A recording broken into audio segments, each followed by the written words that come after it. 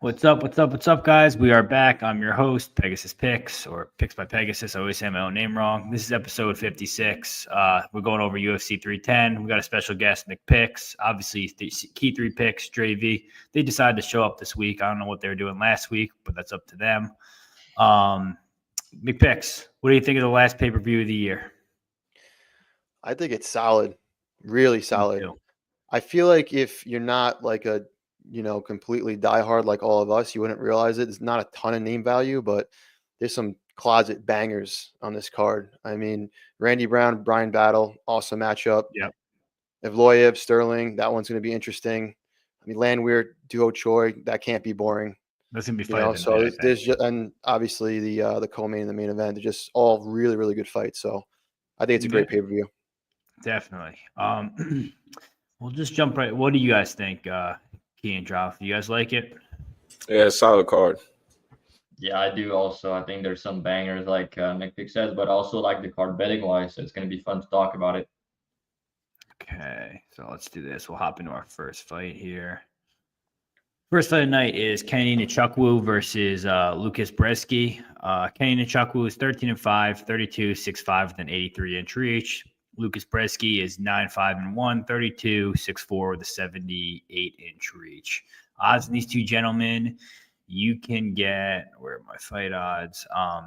Kennedy's anywhere from minus 550 to minus 715. Brzeski's anywhere from plus 500 to plus 400.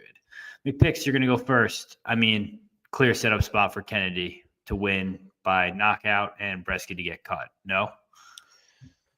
Yeah, I mean, I'm excited for this card. This is my least favorite fight on this card, so I'm kind of happy they're getting out of the way early. Why is this one at heavyweight? I know Nzechukwu has fought at light heavyweight in the past. Does Brzeski usually fight at heavyweight? Is that why? Nzechukwu is now he's at heavyweight. His past two fights, yeah, he's a heavyweight fighter now. And yeah, Brzeski's he's a heavyweight, but I think he was on the smaller side before. I'm not sure before the UFC, but in the UFC, he's been fighting at heavyweight. They just dropped odds for Sarukian and Makhachev already. And what's Islam? Islam's minus 218, Sarukian plus 180. That's right. Islam by KO is going to pay a lot of money. Ooh. That's anyway, back to this fight. I think the line is wide. I mean, I do think Nzechukwu wins, but I mean, this guy's been bopped a number of times and he just folded up. So I don't think he can be trusted really at minus 650. Brzeski's nothing special, but he does throw a lot of volume and he throws pretty hard. I do think, like you said, Peg, I think they're setting up Nzechukwu, but yeah, I would not. You can't take him at minus 650. I wouldn't be surprised if this one creeps over 1.5, but I could see Kennedy finishing him like rounds 2 or 3, late second, or sometimes in the third. But also, I wouldn't be surprised if this one makes it to a decision. But yeah, Kennedy's a bigger fighter, more athletic, throws more volume, better cardio, so I think he wins. I agree with you. Brzeski doesn't really crash the pocket either. He'll try and sit behind his jab just like Kennedy will. This could be a boring one. Let's hope they don't start us off with a stinker. But I think with the odds, the only way he covers his price is by finish. What do you think, Key? Yeah, I was pretty wary of Kennedy's move to heavyweight. Still a little unsure of how serious he's taking it. But, I mean, from a business standpoint, he's probably able to get fights easier and faster. So he'll probably keep up his activity. And he'll get to run through these low-level heavyweights for now. I think he should get the finish as long as he opens up early. Brzeski has had some, disgusting knockouts, knockout losses in the UFC. So I wouldn't be surprised to see Kennedy go ahead and start him here. That's the pick, but odd-wise, that's shit on books. So there's some different ways to play it on apps, though, so I'll be looking to that. Drav, what are you thinking? Yeah, at first I was thinking maybe play some Kennedy props, but to be honest, they're shit. They're really into it around 2-3, or just even though I don't really like the KO, because if he gets on top somehow and even in the clinch, I think he could submit him.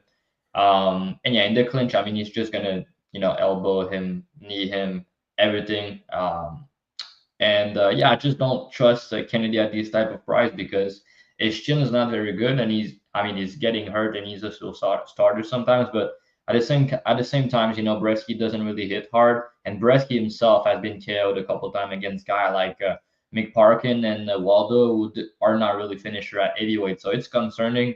I think Kennedy get a finish, maybe in round 2, something like that. But yeah, I don't really think the odds are great for betting. Yeah, it's a shame. I mean, they're going to start the fight off slow, but the next fight we got here is going to be a little more up in pace, I think. Next fight we got Clay Guida versus Chase Hooper. Clay Guida is 38-24. He's 42-5-7 with a 70-inch reach. Chase Hooper 14-3-1, 25-6-1 with a 74-inch reach. Odds in these gentlemen, I believe Chase Hooper is the biggest favorite on the card. Chase Hooper is anywhere from minus 1,000 to minus 1,250. Clay Guida is anywhere from plus 750 to plus 650. Drav, why don't you tell us why this line is way too wide? Because Clay Guida is 43 years old, and they already had a grappling match before, and Hooper, you know, hit a calf slicer on him in like 3 minutes or so. So with that being the case, like, I mean, Guida's a wrestler, you know, so is he not going to shoot takedowns here? I don't know, man. But if he does trying to grapple or some, I feel like he's just going to get submitted at some point. And, you know, Hooper, he's not the best wrestler himself, but he's going to create grappling situation. Even if he's not getting him down, he could, you know, go for a leg or something. I think we can see something like what's his name? The Puelles fight for Guida. And I mean, Hooper just beat the shit out of Borshev, even on the feet. And with this ground and pound, he's been improving a lot. And we need to take in consideration the old gloves for this card, first of all, and 12-6 elbows. I think it's important to mention with Chase Hooper's style. His ground and pound has been looking nasty these days, but with a new elbow, I think it's going to add up to his game again. And yeah, so I think that's, you know, that's like 43 years old versus 25. It's a big age difference. And when you're 43, the chance of you getting knocked out just or higher than when you're younger, even though he's normally a durable fighter, he's getting hurt more these days and everything. And yeah, I just don't see this fight not playing out in the grappling at some point. And when it does, I mean, Hooper's you could catch him in a guillotine and a rear naked choke and like a leg lock. There's so many submission that he can go to. And if Guida trying to wrestle because that's what he does, he's not comfortable with the chase pressure. Yeah, I think he's just gonna get submitted. But again, the odds are they're into it because the sub prop is minus money. But I think it cashes. I'm not sure if I want to play, you know, inside a distance for Hooper. The sub prop, I think fight doesn't go. That's not bad either. It could go the distance somehow, but I really think that at some point over 15 minutes, Hooper's gonna find a way to submit him.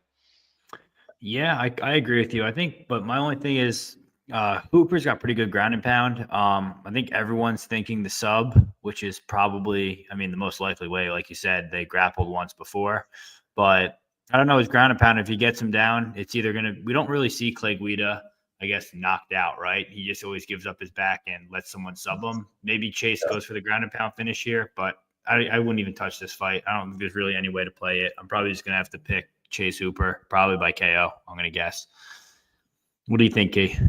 If you go with that, it's like plus 600 or plus 700 for the KO prop. Really? For ground and pound, huh?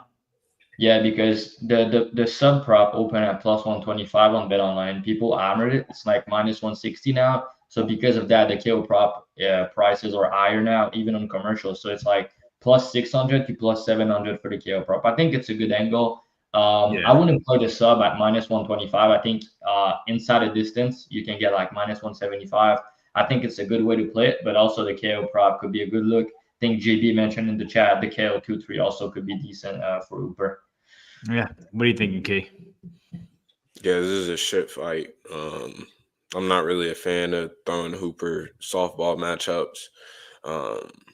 Long live Slavikov. I think the Hooper gets it done here. I think the KO is the only sharp way to play this fight is KO. It's a complete pass for me. Yeah. Picks. Anything from you?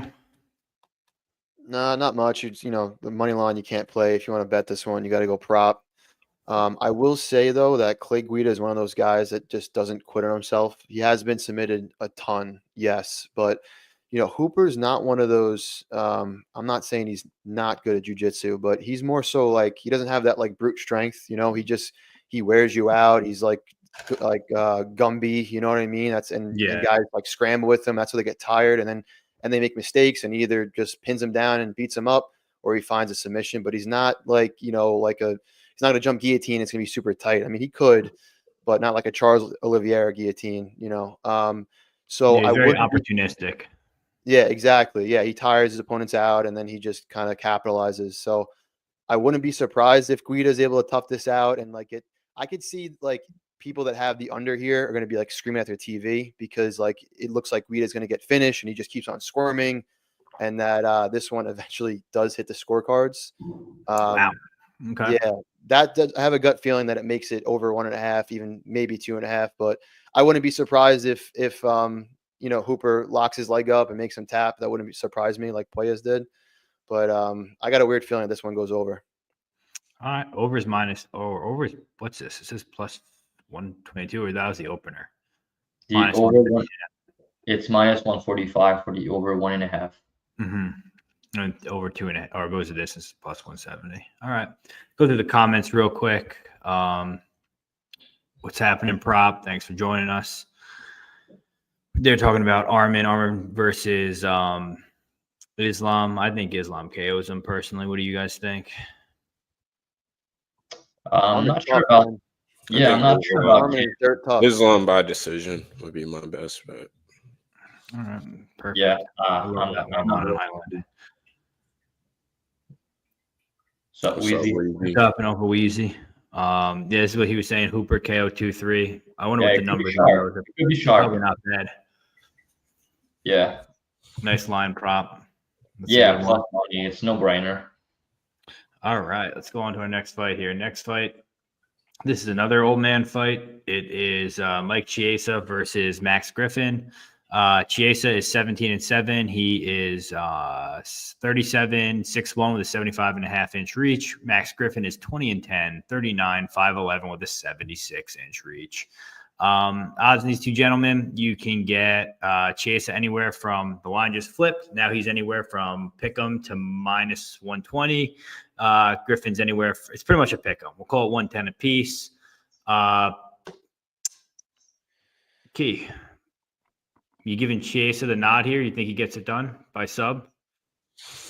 I went into tape really wanting to. I know that a lot of people hammered some dog odds on Chiesa. And I can't say that that's a bad bet. I just personally, I don't know what to think here. Because the Tony Ferguson fight shows me. What? In 2024, Chiesa in 2024.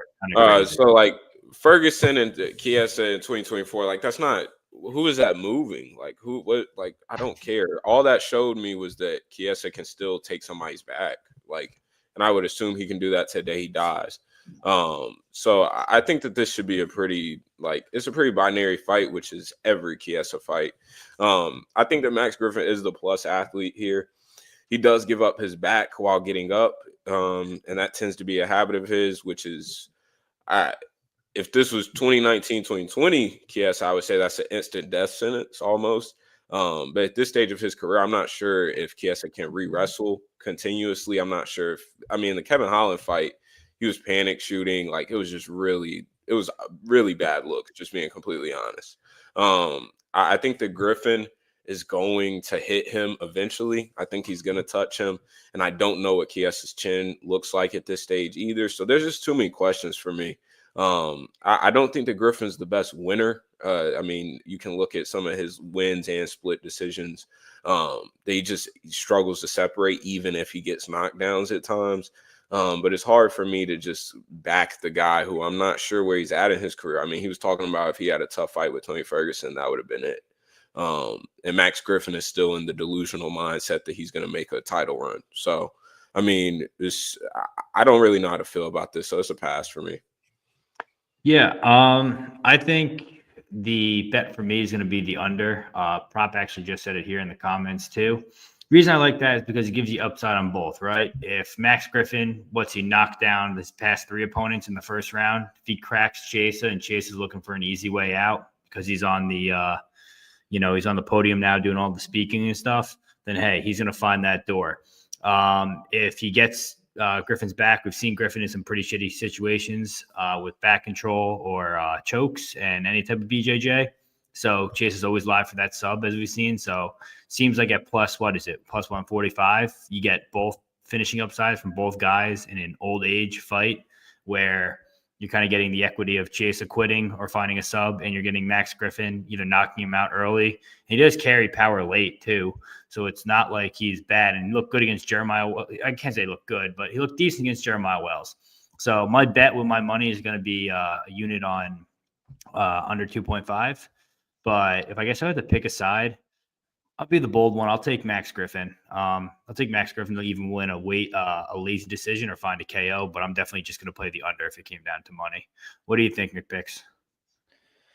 You know, what's funny about this matchup is like you look at it and you think that Max is the younger fighter, but he's not. He's, 2.5 years or, 2 years older than Chiesa, which is just kind of weird to look at. You think Chiesa's like so old and Max is so young, but he's not. Max is 39. So it's not like Chiesa's fighting this up and comer when he fought Sean Brady. But I personally think this is a great matchup stylistically for Chiesa.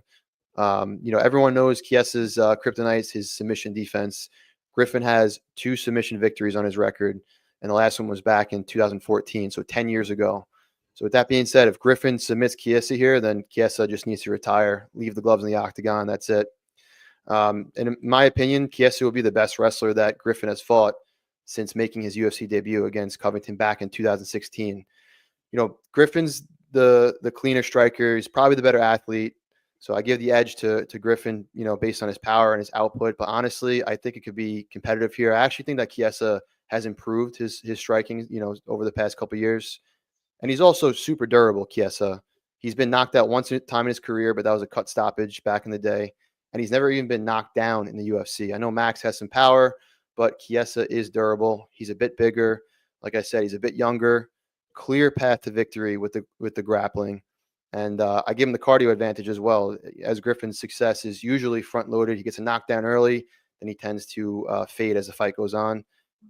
And like I said, I think the striking is going to be competitive, where Chiesa can clearly separate himself in this fight is with his wrestling. I think at some point he's going to take Griffin's back and give him the first submission loss of his career. So it's Chiesa all day for me here. All right, Strav, what are you thinking here? Yeah, I do agree with McPicks. Peg shitting on Chiesa, but it's kind of funny because I thought the same thing. I didn't expect Griffin to be 39. He doesn't look 39. I mean, he looks young when you look at his face, but yeah, there's a couple points to mention, and one of them GB mentioned in the chat, but just look at the decision stats. You have Griffin, who's 9-9 to the decision, and Chiesa is 6-1, so that's a big difference. And I mean, when you look at the matchup, it's like every time Max Griffin has been taken down, he gave up his back, and when people are on his back and he's on the ground, he doesn't really have an answer. You go back, even though the Alex Oliveira fight, he's not. Alex Oliveira is getting his back in round 3 for a couple of minutes, and then Max somehow reversed him. But like, we can talk about Chiesa being on the decline and everything. We know that, right? He's 36 and everything, but the guy is still a phenomenal grappler and wrestler. Like, that's his game. And even the Tony Ferguson fight, when he got him down, say what you want about that fight, I don't care. He got the body lock right away, and he lock it up, and he go right away with the rear naked choke. So Tony Ferguson or no Tony Ferguson, I mean, the guy's in deep shit, whoever it is in that position. So yeah, I think the guy can get takedowns. And if you look, you said he looked kind of good against Wells, and I mean, I bet Griffin there. I'm not even sure he won. He was a big dog. And I don't really think he looked good, bro. He threw no volume, and Wells only shoot 2 takedowns in that fight. And this was still a close decision, split decision type shit. So, yeah, I mean, Griffin could knock him out. I guess it's possible. But like McPick mentioned, I mean, he's never been knocked down in the UFC, and he has, I wrote it down in my breakdown, he has how many fights did he have in the UFC? It's like 15, I think, right? Something like that, right? He has like 15 fights in the UFC, and he's never been dropped. So that's crazy. And he also averaged 3 takedowns per fight, and it's 50% takedown accuracy, which is very good. So I mean, Griffin has been facing strikers recently, and even like Tim Means got takedowns on him, make the fight close. I just think the difference here is if Chiesa get a takedown, that's either the round or the fight, the way I see it. And Griffin might try to get back up, but he's gonna give up his back, and Chiesa's gonna body lock him. And even the Sean Brady fight, I mean, 10 more seconds and he's finishing Sean Brady in round 3. The guy has good cardio, always been good cardio. Even the Neil Magny fight, he almost won every round in that fight, over 5 rounds. So it's like, I think he has better cardio. I think he's durable enough to not get knocked out. And I think he has all the grappling upside. I think he has big submission upside. I think he's going to submit him personally. But even if he goes 15 minutes, I mean, Griffin can be looking good, but he can fall off, do a leg kick, Chiesa catch the kick, and just go for a takedown. I think he's going to be stronger. So, yeah, I think he's going to be able to get his wrestling going. And with that being said, man, that's going to be the round of the fight. And you just need 3 takedowns to win the fight or finish the fight with only 1. So I think he should be a favorite. The line that has come down, I think it should be still higher. I think maybe 60% on the Chiesa side makes sense. And like we mentioned, he's younger too. So it's like, yeah, maybe he's washed and he's not it anymore. But with what I've seen recently is grappling still, that's still his style in his game. So I think he's going to be able to get it going here. How many knockdowns does Max have in the UFC? I guess we could pull up UFC fight stats and figure that out. But he's got a lot. He has a lot of knockdowns. Yeah. I think Chiesa's got quitting him too, personally. Okay. I mean, those aren't bad looks, but I kind of think it comes in round 1. I think it comes earlier, not later, personally. He has 7 knockdown in the UFC.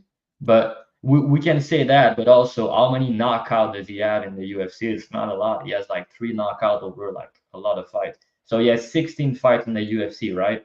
And his knockout wins are over Kenan Song back in 2021 and Eric Montano back in 2016. So he has 2 knockouts in the UFC over 16 fights. So, Yeah. I don't know. Like I said, I'd rather just play a total. I'd rather not pick a side. Kind of you win if Chiesa gets the sub, and you also win if Max Griffin knocks him out, and you also win if Chiesa quits. Wizzy's in the chat. We should just have asked him. 8 knockdown. Okay, Griffin has 8 knockdowns and only has absorbed 1. Nice. Okay, so like it's possible, but it's not like Chiesa hasn't fought hard hitters before either. So I don't know. Should be interesting. I think everyone's got like. This is one of those lines. It's a pick 'em now, so people are going to argue about that all week. I think there's still value now at current price. Let's move on to the next one though. The next one is going to be a banger.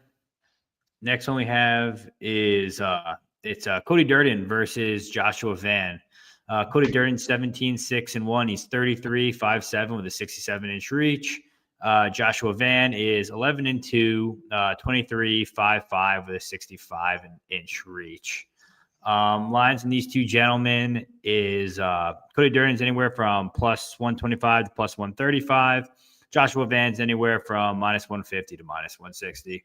I'll go first. My breakdown's quick. I played Durden at plus 142.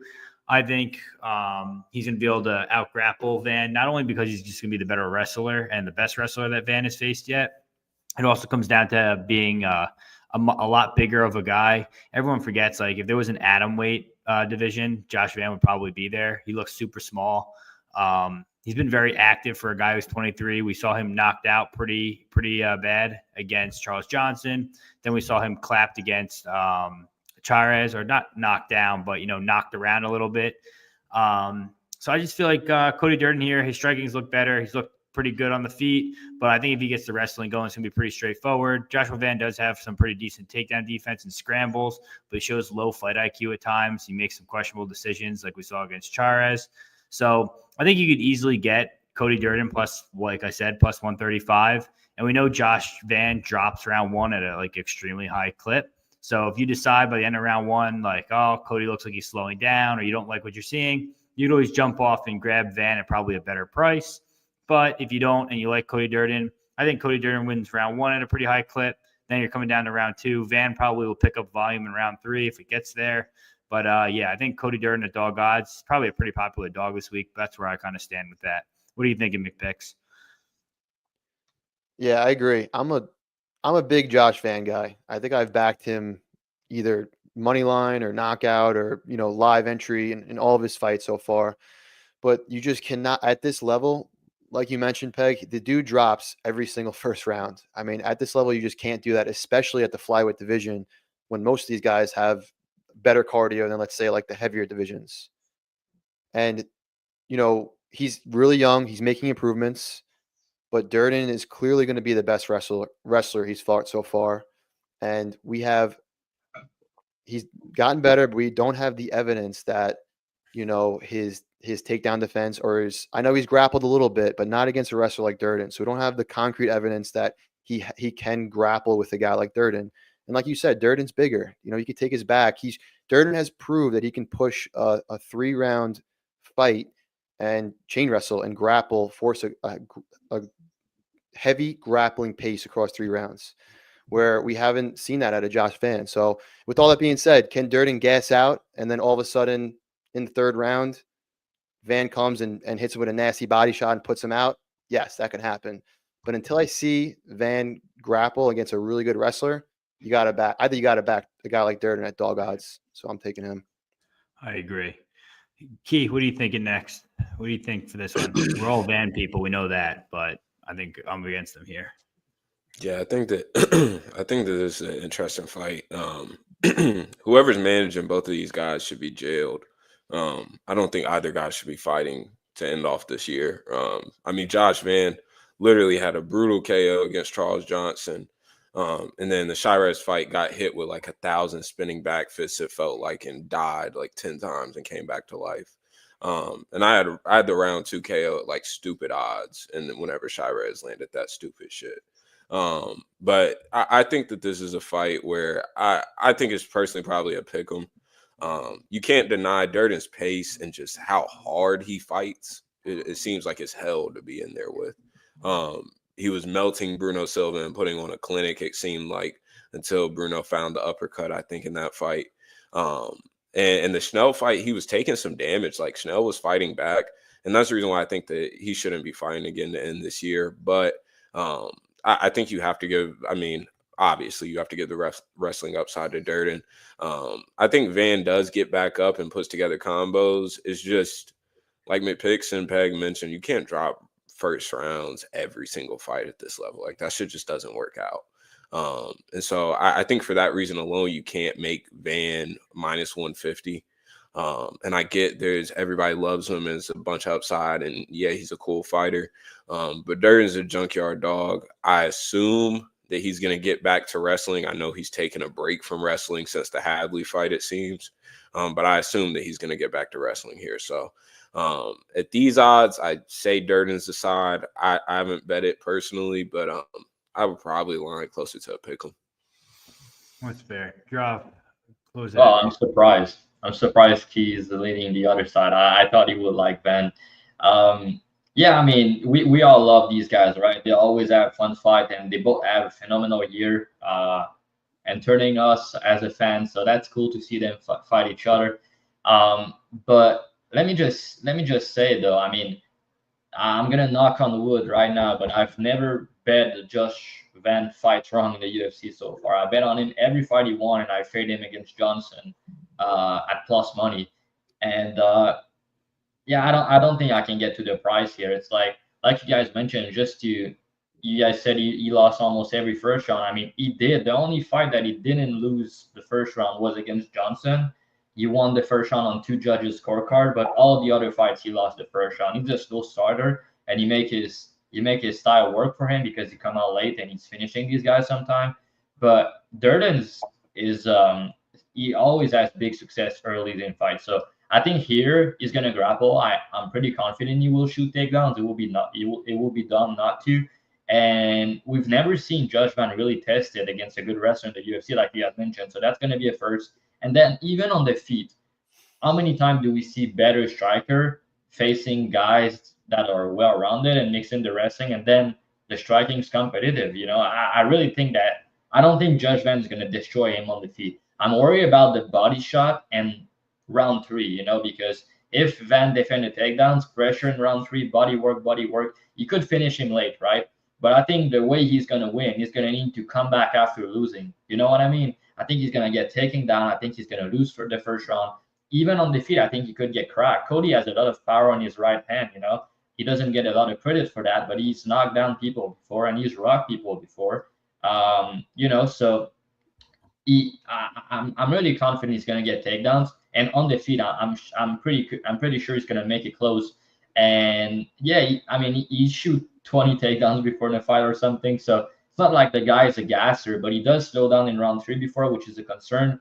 But yeah, I don't know, man. I think, like you guys said, at worst it should be a pick 'em, but I kind of think you got to favor Durden a little bit, just because he's bigger, taller, longer. He's been facing the better guy. He has the better wins in the UFC. He has more experience. You know, he's all the wrestling upside. I think he could win by KO, sub, or decision. KO because sometimes Van is cocky in the pocket. He's very good at it, but he's getting hurt. He's getting hurt more these days, like you guys said. But he's also cocky. Like, he doesn't mind getting hit in the pocket. And sometimes when you do that, you're just going to get hurt. It could happen. And if you're thinking about a takedowns coming in, then that's a big right hand in your face. You might go down. So that's that. And also, how is he going to react when Durden get on top and get his grappling going? We don't really know, right? We've seen him submitted before on the regional. Maybe it's gonna happen again here. I think he's improving. He's still very young. But I think Durden has submission upside. I think he has KO upside. And I do favor him over 15 minutes, which is, and on the other side, if Van win, I think he's going to have to come back after a tough first round, maybe finish in round 3, or win the third round and lose a 29-28 decision. But you're paying chalk for that. I don't really see it personally. I think it should be, I think Durden should be a bit of a favorite just because of all the advantage that he has here. And I think he's going to win the fight. So. All right. Next fight. Sorry, I was just so distracted. Chris Weidman, Eric Anders. What did you say, Dravhy? What about the chat? We got people. Peg tonight's like. Go over the chat real quick before we go over the next one. So we talked about. I said atom weight. I meant straw weight. Yeah, it's just crazy. 10-8 round 1, 10-9 round 2. Do you really want to see straw weight men fight though? Like, I mean, dude, that's how little this guy is. Right, Van is a tiny little guy. He's gonna get hurt out there someday. You know? And Josh Van and Dravhy for the strawweight 2025 UFC belt. Yeah, live entry. Like I said, JB, I completely agree. You can either get off of Cody Durden if you don't like what you're seeing. You also can get on Josh Van if you do. You know, so I think it's easy live bet spot there. This is interesting. I didn't notice that it's his first full camp, but I mean, I don't really think that's going to change. Yeah, he said that he was drinking. He was at the bar whenever he took his last fight versus Shirez. Yeah, so what? Carlos Prates does it all the time, and he wins fights and wins the first round. So it's like, what are you going to do? That might be the move now. I mean, yeah, those guys are killing it. If you want to be the man, you got to beat the man, right? So yeah, but at the same time, full camp, but that's still his third fight in 6 months where he took a shit ton of damage. So I don't know. Yeah. All right. Next fight. Cardio. So let's move on to this next fight and get this over with. We're going to do this breakdown. Everyone, we got less than 5 minutes. It's Chris Weidman versus Eric Anders. Chris Weidman, 16-7, 40 years old, 6'2", 78-inch reach. Eric, your boy, Anders, 16-8, 37, 6'1", 75-inch reach. This is a move over from the MSG card. Now it's on this card. It's at 195 pounds, not 185 pounds. I was on Weidman plus 125 last fight. They opened this fight right at a pick'em. Probably rightfully so there. You probably could get you could say there's a little bit of an advantage there for Weidman still at that price, but it's not worth the money right now. Weidman's going to have the grappling advantage. I think he's going to probably have the better striking advantage. Anders looks to wrestle very early on in his fights now as he's gotten older, and he's not going to be able to wrestle Weidman. Pretty straightforward. Weidman's going to win this fight and move on. He really was supposed to fight on MSG, win that fight, and retire, but obviously we know this guy's got no quit in him. He's probably not going to give up, and he'll just get knocked out by someone later on. I don't know what to tell you. What do you think, McPicks? You're a Long Island guy. You rooting for the King of Long Island? Yeah, I'm always rooting for Weidman, but like you said, I think that he's the side, especially if you get him at an underdog price. But Yeah, he could just feel like he could leverage his wrestling in this fight. You know, Anders a bit younger, probably more fresher, and is well rounded, but he doesn't really excel anywhere. He doesn't do anything exceptionally. Pure striking match. I actually think it's close. Probably would favor Anders slightly. Anders is historically durable, but that seems to be on the way out. He just got dropped by Jamie Pickett in his last fight. That's not a good look. I do think this fight is going to make it to a decision. And now that it's at a catch weight, 195, I think it's even more likely to make it a decision. But it's at like minus 250 or something like that. I think that last booking, it was like minus 190. So they're playing. I don't know if they're playing it. They're juicing the decision a little more now because these guys are a little heavier. But I do think it goes to decision. Weidman is 6-1 to the decision, and Anders is 6-6. So I would go Weidman here. Key. Yeah, I played Weidman at like plus 110 last time out. I guess I didn't hop on the train quick enough whenever this got rebooked. I'm not that difference between plus 110 minus 110 is pretty stark to me. So I'm passing as of right now. I thought 185 actually benefited Weidman a little bit more personally. I think the Anders probably isn't having the easiest weight cut down. And so I would have liked for him to dehydrate himself again. But it is what it is. I'm cool to not have money on two old men fighting. So it's a pass for me as of right now. Drav, close this out. We'll get on to the next fight. Yeah, I'm gonna pick Weidman, but I'm not gonna bet him this time. I got plus 130 last time out, so I think a pick him makes sense. I do favor Weidman just a little bit because they're both washed at this point. I think Anders' durability is going. He's getting dropped more. He's getting hurt more, and he's gonna try to grapple probably, but I don't think he's gonna have much success. But he got food poisoning, I think, last time out, so he was the one sick, and now it's gonna be his rescheduled. So just something to take consideration of. But I think the fight being 50-50, I don't like when they do that, when they reschedule a fight like that, because the books know where the sharp money were, and now you don't get much value if you want to bet it again. So they were like, all right, minus 110 a piece, the right price. So people who got like plus 130 or something last time out, we were on the right side probably, but they don't want to give us that again. So yeah, I'm just fine. I'm gonna watch and hope it's not boring, but it's probably going to go the distance, like McPick says, and another clinch. So a lot of clinches and a boring fight, I guess. But we'll see, because both of these guys' durability are weird and declining. So maybe we see a KO. I don't really know, but I think Weidman's going to win. Yeah, I agree. All right, guys, we're moving on to the main card now. I think. No, actually, we're not. Sorry, it's just broken up weird on. So please hold. I won't give our like, comment, subscribe. That whole shenanigan. I won't do all that now. I'll wait 3 more fights and then I'll do it. Let's pull the comments real quick. Dude, how did jiu-jitsu class? You probably stink. I hate when people do that. Hate it. Nothing against weed. You just smell. Easiest pass of the card. I agree. Interesting. I mean, I don't know what the decision prop is, but could be a good look. And dog KO over money line. He wants the king of Long Island to die. No surprise there. All right. Next fight. Randy Brown, Rude Boy versus Brian Battle. Randy Brown is 19-5. He's 34, 6'3", the 78-inch reach. Brian Battle's 11-2, 30 years old, 6'1", 77-inch reach.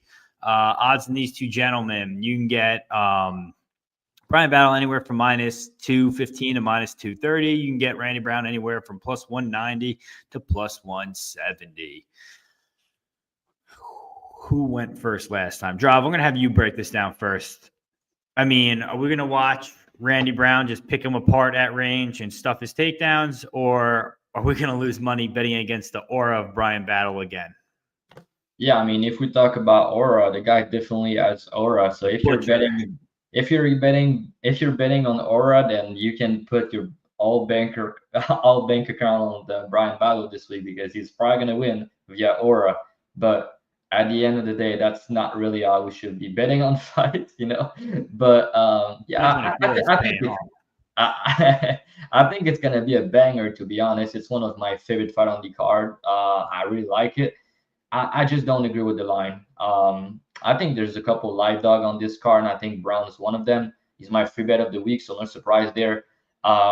yeah, I think the line is recency bias, and we're paying for the eye tax, for the aura taxes. You know what I mean? So it's like, why is Brian Battle minus 230 here? He's a bigger favorite than he was against Kevin Jousset. And I mean, Kevin Jousset is a good striker, don't get me wrong, but he's slower than Brown. He doesn't move as much as Brown. He doesn't have the same experience as Brown. He's not as long. He's, that's like a big, big different matchup here. I think Brown's a much tougher fight for him. I guess Brown could get hurt. His chin's weird that time, but it's not like Brian Battle has one-shot KO power. He's more of a, volume, pressure, and breaking guys late. That's kind of what he does. And I mean, Juice had swing dicks with him in middle of the cage, and he was willing to exchange. He was not really moving. In the big cage, it's going to be hard for Battle to get in the inside, I think, because Brown's footwork is way better. His defense and head movements way better. I mean, Battle doesn't move his head, man. I mean, he doesn't move it. Brown has a beautiful jab, beautiful 1-2. Like that 1-2 is going to be landing all night. If you look just the Jousset fight, for example, that 1-2 was landing clean, but Jousset doesn't have power.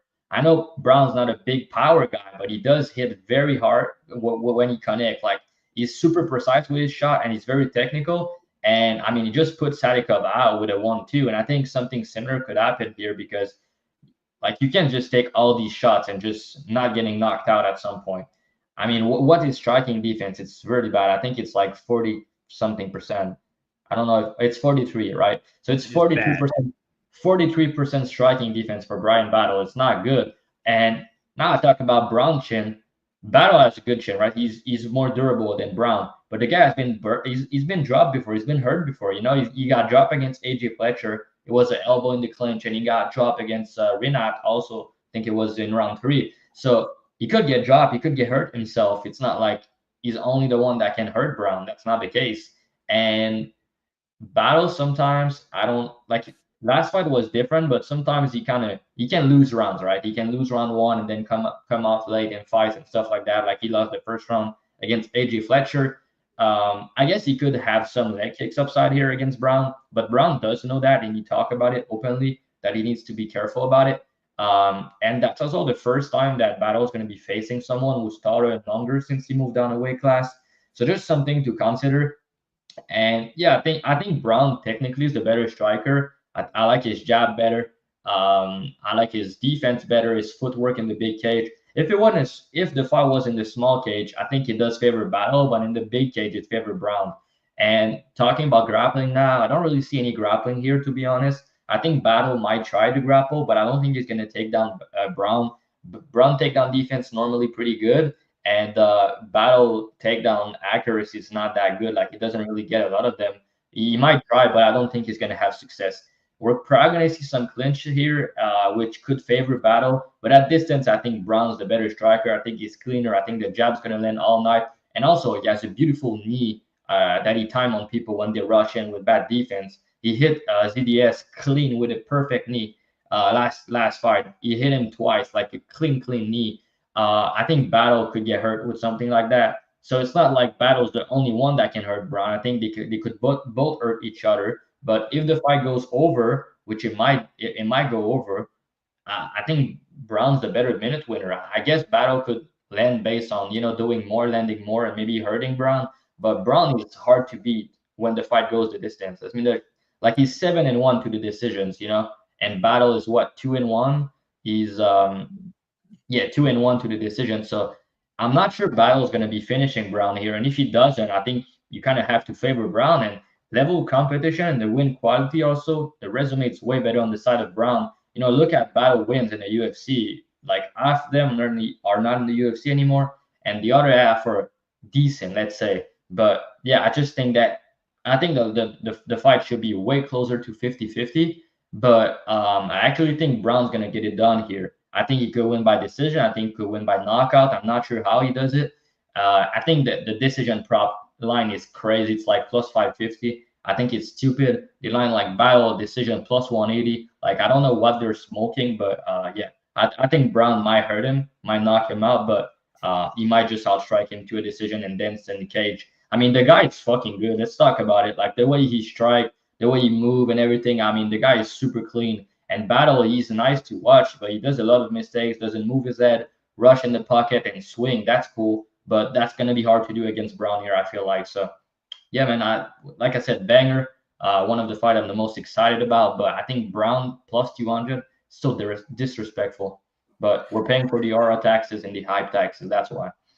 Yeah, I agree with you. I played Randy Brown plus 197 money line, and I played his spread plus 3.5 plus 105 because I think even if he loses a close decision, we still get paid out.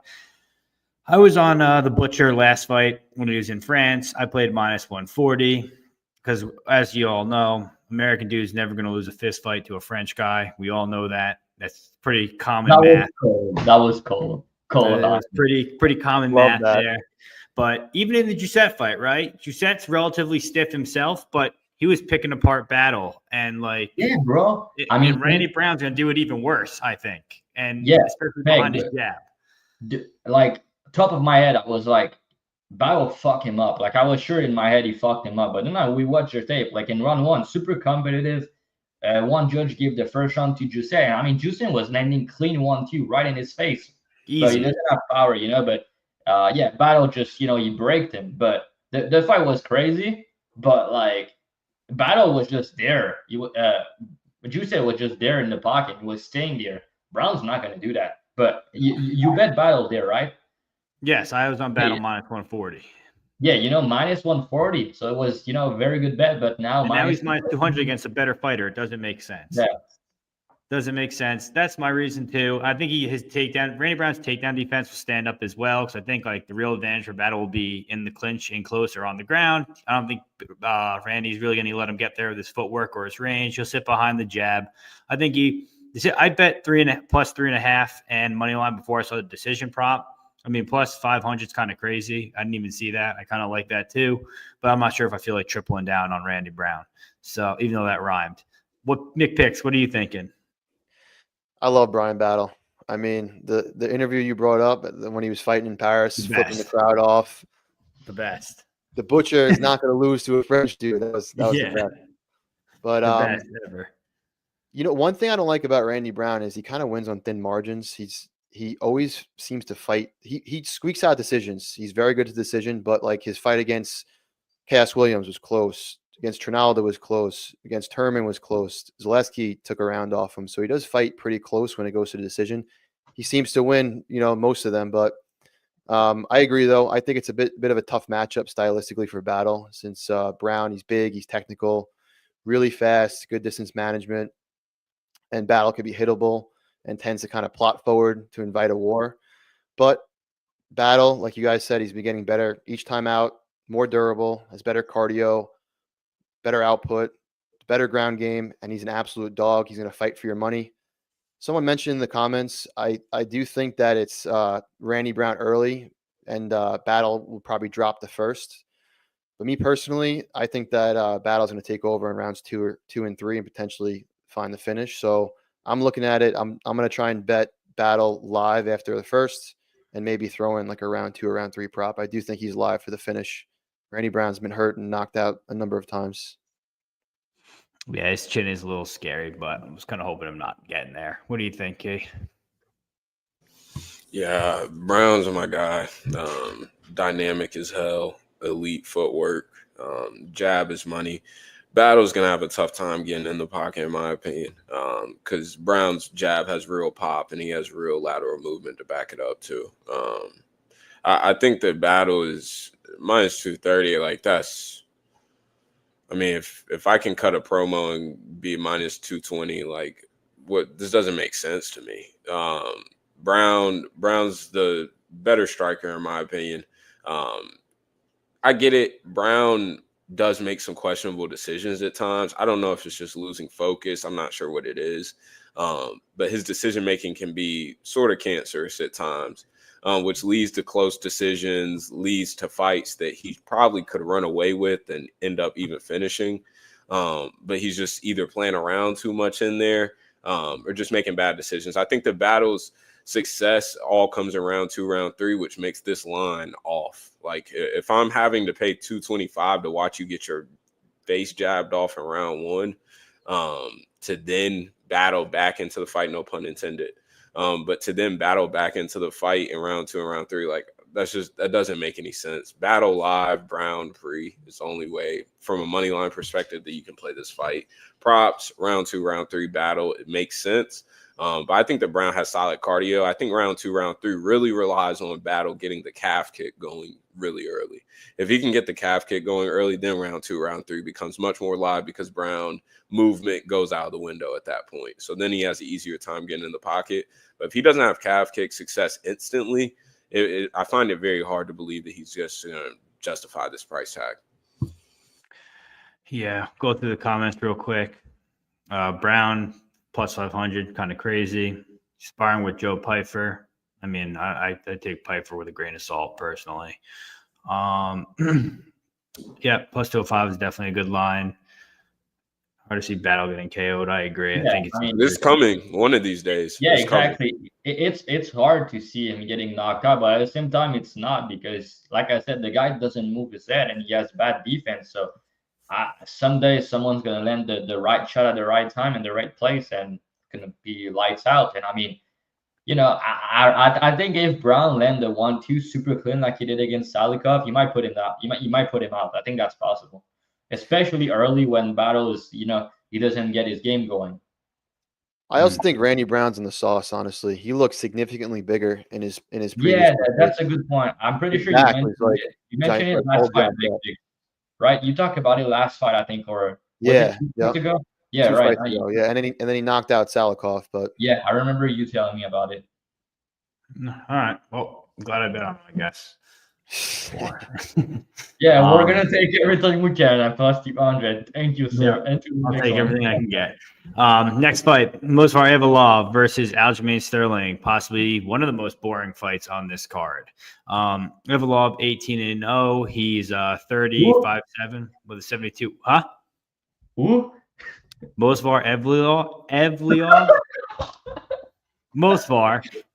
He is calling a Dom Cruz. You guys see that? He couldn't pronounce Evloev. They were like, "Why don't you just call him I was seeing his face was like Movsar Evloev, 30, 5'7", 72.5-inch reach. Aljamain Sterling, 24-4, 35, 5'7", 71-inch reach. Odds in these two gentlemen, you can get Movsar anywhere from -250 to -270. You can get Sterling anywhere from +230 to +225. I'll go first. Mine's just because my breakdown is relatively quick. I mean, we've never really seen Movsar cover a large margin ever in his career, I don't think. He doesn't really finish often. His striking's very simple. It's very like 1-2, jab cross, keeps it easy. Wrestling is good, but top time isn't that good. When you look at Aljo at 145, he's looking a lot better. He's grappling pretty well. Don't get me wrong. He fought Cater. Cater's obviously just a boxer. He's not really a wrestler. The way I played it, I played Aljo +3.5. Another spread -110 for 1.5 units, just because I think Aljo at least wins one round, whether it be on the feet or on the ground. I think if Aljo does get a backpack going, we saw the BJJ of Movsar against Diego Lopez. It was good defensively, but it wasn't like great. Like leg locks were almost in. Overall, the jiu-jitsu wasn't really there in the scrambles. And I think Aljo's jiu-jitsu is better than Lopez, not on an offensive standpoint, but in like a more fundamental standpoint, whether it be getting control especially. And I think that's where he could win. Like if Aljo gets the back of Movsar, could be the round. Like Movsar can get controlled, I think, honestly. And a lot of people are kind of like doubting that, but Aljo's damn big for 145. He's a big dude. You look at his metrics with like his reach, it's kind of crazy. But yeah, I don't know. I think Aljo's good to win at least one round. Like I said, if it's on the feet, he could probably win a round, and if it's on the ground and he gets control, he could win a round. I've never really seen Aljo controlled on the ground necessarily, so I don't really see Movsar really controlling him. I mean, like I said, his top time's not great. He lets people get up, he takes them down again. I don't know, not impressed. I was kind of waiting for +250 because I just saw the line keeps moving up and down on Aljamain Sterling. It's +230 right now. I'll jump in on that line if it's that come fight time, but I think the parlay boys come in here, get Movsar a little bit higher, and then I'll probably just take a stab at Aljamain +250 if he gets there. What are you thinking, Key? Yeah, it's hard for me to think that Mobzar is gonna justify this price tag. Um, I mean, I bet him last time out against Arnold Allen. I was happy with that bet, but realizing live that Mobzar is just pretty underwhelming. And I don't get me wrong, I think that he's a great fighter, but I just don't think that he's dynamic enough to hang at the top for real. For real, I don't think that he's going to touch the title, especially while Ilya is around. But Sterling did what he was supposed to do in this last fight. Sterling, I mean, bantamweight champion and has a real, real argument to go down as one of the bantamweight goats, honestly. And so he's in that conversation. I think here, I can't see a way that Mobzar is going to sit there and control him on the ground. So then at that point, it's about we're striking. And Sterling is the funk master. It's going to be off rhythm. I think there's going to be a timing that Mobzar just hasn't seen yet. So for that reason alone, I don't think that Mobzar should be, was his current line, minus 248 on Bet Online. Yeah. I think that's just pretty off, honestly. I get that the MMA community does not like Sterling at all, but we got to put bias aside. I don't see, outside of Mobzar, just randomly having we know that he's on good, has some pretty good doctors. So outside of him just coming in with Deontay Wilder power all of a sudden, I don't really see how he just justifies his price tag. So for me, it's a pass as of right now. If the line gets too wide, I'll jump in on Sterling. At this high of a level in MMA, it's super hard to justify these price tags, especially whenever you don't have a clear way of doing so. And I don't think the Mobzar has a clear way of doing so here. What are you thinking, McPicks? I'm not rushing to fade a guy like Evloev personally. I bet Arnold Allen by submission the last time out. And Allen had him in like this like front choke, this like ninja choke. Evloev's head like turned 180 degrees and the rest of his body like fouled after. Like, I don't think this dude could be submitted. I mean, Diego Lopez had him in some tight submissions. Dude did not even look like he was thinking of tapping. And Evloev this is his natural weight class. He's durable, crazy cardio. The dude does not slow down. Excellent wrestling. He's just the full package. Maybe he lacks some athleticism, but his striking is good. He was piecing up Dan Ige. And someone in the chat mentioned Champ Betts talked about hot take that Evloev can finish here, knockout. I agree. I think that Aljo's durable, but Evloev has fought some really durable fighters. He really hurt Allen at one point in the fight, his last fight. But he's fought some really durable guys, and he's been showing lately he can crack. So, I was looking at the over. I'm like, the over's a lock here. Obviously it's like minus 300 or wider. But the more I think about it, I just have this, funny feeling that he's going to hurt Sterling at some point. So, but I got to pick Evloev here. What are you thinking, Dravhy? Anything different? Yeah. We're going to make it 2 for 2, 2 versus 2. I think Sterling's going to be a value loser this week. Let's put it that way. You might win a round. So, Peg, I think you're plus 3.5. I think it's decent way to play him. I think it might go the distance and he might win a round. But I also do agree with McPicks that he's live to finish him by KO, especially later in the fight. And you guys were talking about how does he cover. I mean, at first I thought I would maybe bet Sterling because I know some really sharp guys on Sterling here, and I can understand why on first look, name wise and matchup wise and everything. But then you look at it a bit more, right? Who's gonna decide where the fight take place? Evloev. Who's gonna be the better striker? Evloev. Who's gonna have better cardio? Evloev. Who's the undefeated guy here and the younger guy? Evloev. There's a lot of things to like, and he's making some of these fights close, but he's hard to beat, man. I mean, could Aljo submit him? I don't think so. Like Mexic mentioned, I don't think anybody can submit this guy. I mean, he put his head in bad position sometime, and he paid the price for it. But his submission, like Peg, you talk shit about his BJJ earlier in your breakdown. I mean, his submission defense is elite. Like, he's elite, one of the best in the entire UFC.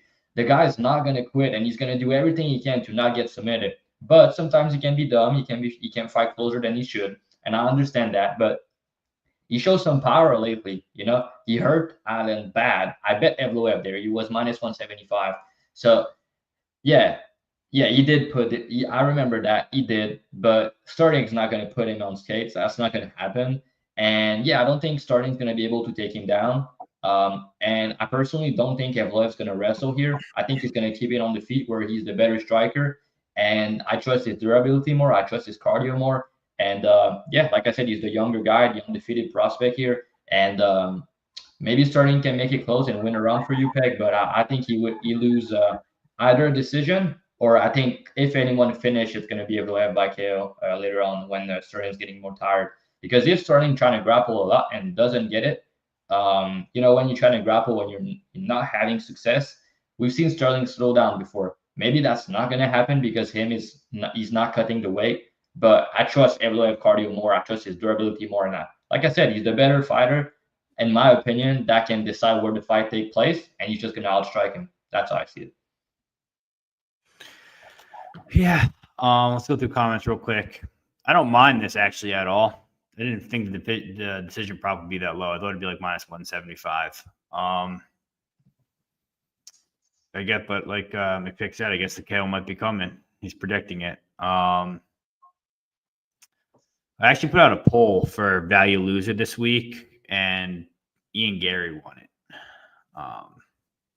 Yeah, of course. Everybody hate him, and everybody loves Shafka. That was obvious. Yeah, that's gonna be. We'll break that one down next. All right, next fight we got here is Gorimbo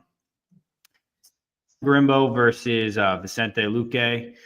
Vicente Luque is 22-10-1. He's 33, 5'11 with 76-inch reach. Themba Gorimbo is 14-4, 33, 6'1, 77-inch reach. Line on these two gentlemen, you can get Themba Gorimbo anywhere from minus 150. Luque, you can get anywhere from plus 125 to plus 135. Good picks. Go first for us. Do you think Vicente Luque finds the sub on Themba once he gets tired and shoots those sloppy takedowns? Does he knock him out straight? Or do we see Vicente Luque quit again after getting hit like he did against Buckley? Yeah, that was weird. I posted on Twitter about that earlier. I mean, that was just from a guy who's been known for his durability and toughness, the way he just like pulled guard after the failed takedown and just basically shelled up. That was just a weird performance. If that fight didn't happen, I would definitely be betting Luque here. Luque, if this fight was a couple of years ago, Luque would be a massive favorite. But again, his last performance just gives me a lot of pause. Just really, really strange at a Luque. The UFC does love Gorimbo and his story, but this is definitely a step up in competition. Big step Gorimbo up. looks huge. Gorimbo definitely is making a lot of improvements, but he still gets reckless. He leaves a lot of openings. I do think at some point he's going to get tired, Gorimbo that is, shoot a sloppy takedown, and Luque is going to lock something up, a submission. We've seen Gorimbo hurt before. He got submitted not too long ago by AJ Fletcher. I just think that Gorimbo's not there yet, but the last performance from Luque just gives me so much pause. I don't know where he's at in his career, but I feel like everything just points to a Luque bet here. Even Gorimbo's taking this fight on short notice too. Personally, yeah. I have nothing on this fight right here, but I mean, it's definitely, for me, dog or pass, Luque or pass here. Yeah, I like Luque by sub. I think it was plus 650 when it came out. I didn't take it just because I don't know how much we can trust him. I saw an interview with maybe it was an interview or a show or a clip of Gilbert Burns talking about Luque. He's going to be in Luque's corner here. He said, Luque is in camp every single day. He's still trying. He still has it in him. How much I believe that, I don't know. After being there live and betting on Luque in Atlantic City, I'm not sure if he really has the quit out of him yet. We've got to remember he's a guy who, 2 or 3 years ago, he had a brain bleed. That was pretty bad. And he was out for a bit. So I don't know how bad he wants it anymore. Themba Gorimbo definitely wants it. Themba Gorimbo does have pretty strong hands. Like, he hit Nigel Price pretty well. He's hit a few guys pretty well. I mean, like we saw, he goes for submissions pretty often. So, like, he does try and get the finish. Does he really get them? Not really, but he at least goes for them. Is he going to finish a high-level guy like Luque? I don't think so, unless he quits or he knocks him out, which is definitely possible. I don't hate the under here. I think under is what was the under? Under is all right. So it's plus 140. I kind of like the under here. I think Luque's live for a sub. Definitely more in round 2, early round 3 when Temba Grimbo gets, undisciplined and shoots takedowns. We've seen him leave his head there. I think it was it Fletcher that got him in that guillotine? Who got Temba Grimbo in that guillotine? I can't remember who it was. I thought it was Fletcher for some reason. It was AJ Fletcher. Fletcher, Yeah. All right, so I was right. Yeah, so Fletcher got him in a pretty tight guillotine. You give Vicente Luque that guillotine, he's putting you out. So Give him that darts. Yeah, the Darce is nasty. I mean, even on the feet, listen, if Luque actually throws his hands and gets tight in here, we know Temba is like a good striker, not a great striker. He lets him fly. He can knock out Temba Grimbo as well. So I like the under here, especially smaller gloves. I'll probably play under. If I got to pick a side, I'm gonna have to go with. I'll go with Luque, honestly. I'll go with Luque. What are you thinking, Dravhy? Yeah, it's funny you say that because the AJ Fletcher fight, I actually bet AJ Fletcher there. AJ Fletcher. Guess the price he was when I bet AJ Fletcher in that fight. Plus 150. He was minus 220 when I bet him. AJ Fletcher was minus 220. Yeah. Just telling you that, Gorimbo's making improvements and everything, props to him. But 1 year and a half later, he has win over Sato, not in the UFC. Pete Rodriguez, proud not in the UFC. Ramirez was not very good. And Nico Price was washed, So it's like, easy improving. Yeah, he's active, everything. But at the end of the day, he's still like 6 months older than Luque, which is weird. But Luque took a shit ton of damage, since the Neil fight. Doesn't look really like the same fighters, but I mean, Luque has better cardio. He fought the much better guys, and he has power. He has the grappling to submit this guy. I have no doubt in my mind. And Gorimbo, when he's getting tired, he does a lot of mistakes, and he got caught in front chokes before, even pre-UFC. He got submitted twice. Both of them were front chokes. He was guillotined twice. And we know Luque Darce is nasty. I think he's live to catch him in that. I think he's also live to hurt him on the feet. But if Luque hurt Gorimbo on the feet, I'm pretty sure Gorimbo's going to try to shoot takedowns. Unless he put him out cold. But he's going to try to wrestle. And if he does, the Darce is going to be right there. Or the guillotine's going to be right there. So I think he's going to submit him personally. And the point I made about the AJ Fletcher fight, it just proved you that, just 2 years. If we go back 2 years, right? We just erase the Jeff Neal fight. Luque is not, he's minus 500, if not more here. But, the guy's one of the best finisher in the sport. He did change his style a little bit. Now, he's grappling more against RDA and stuff like that. But, yeah, Gorimbo is not, he's not, I don't think he's that guy. But we'll see, though, because we mentioned it's a big step up for Gorimbo. And we talk about Luque getting beat up by Buckley and quitting. That's true. I bet Buckley there. But I think it was. I think Buckley was the underdog, right? I'm pretty sure me and Key bet him there. Did we, Key? I think we bet him together. Buckley there. He was the dog, right? Pretty sure he was. I don't think he was. I don't know if he was dog. It was close. Anyways, he was either the dog or he was. It was pick him.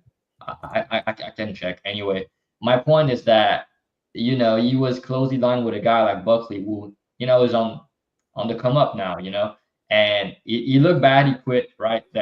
That's true, but that's a big step down from Buckley to Gorimbo. So we'll see what happens. I think Luque has to be the side.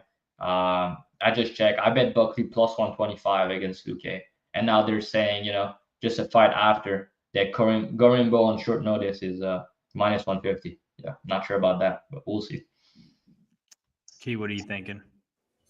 Yeah, same analysis as everybody else's went. Luque just sort of looking like he was done with MMA, period, and the Buckley fight was just concerning. That alone, you got to prove it to me that you have some sort of life left in your career. I'm not really sure. I can't go off of words or training photos. You got to prove it. Unders. I think that the UFC sort of knows that Luque's day is coming based off of them giving him Nick Diaz. So I have to imagine that it's not like they're thinking that he's going to come out here and just look like his old self. Gorimbo is like the UFC's Make-A-Wish kid. And so this run has been absolutely hilarious. But Gorimbo leaving Florida now at Extreme Couture, having beef with Colby Covington. Now he's saying that he's going to fight Colby Covington soon. It just you don't know what to think with this guy. I think that he's not that good, but he's a dog on a bone. He's going to wrestle hard. He's going to grapple hard. He'll make some mistakes, but he'll keep re-wrestling. So it's a pass for me. But if Luque shows some life or shows that he's ready to fight here, I wouldn't be opposed to getting in on a live entry early if I can see some sort of life early shown by Luque. All right. So let's see. Sub Gorimbo ITD plus 400. Not a bad look either. This is right. Quick switch up for sure. 2-3 plus 1100 plus 1800.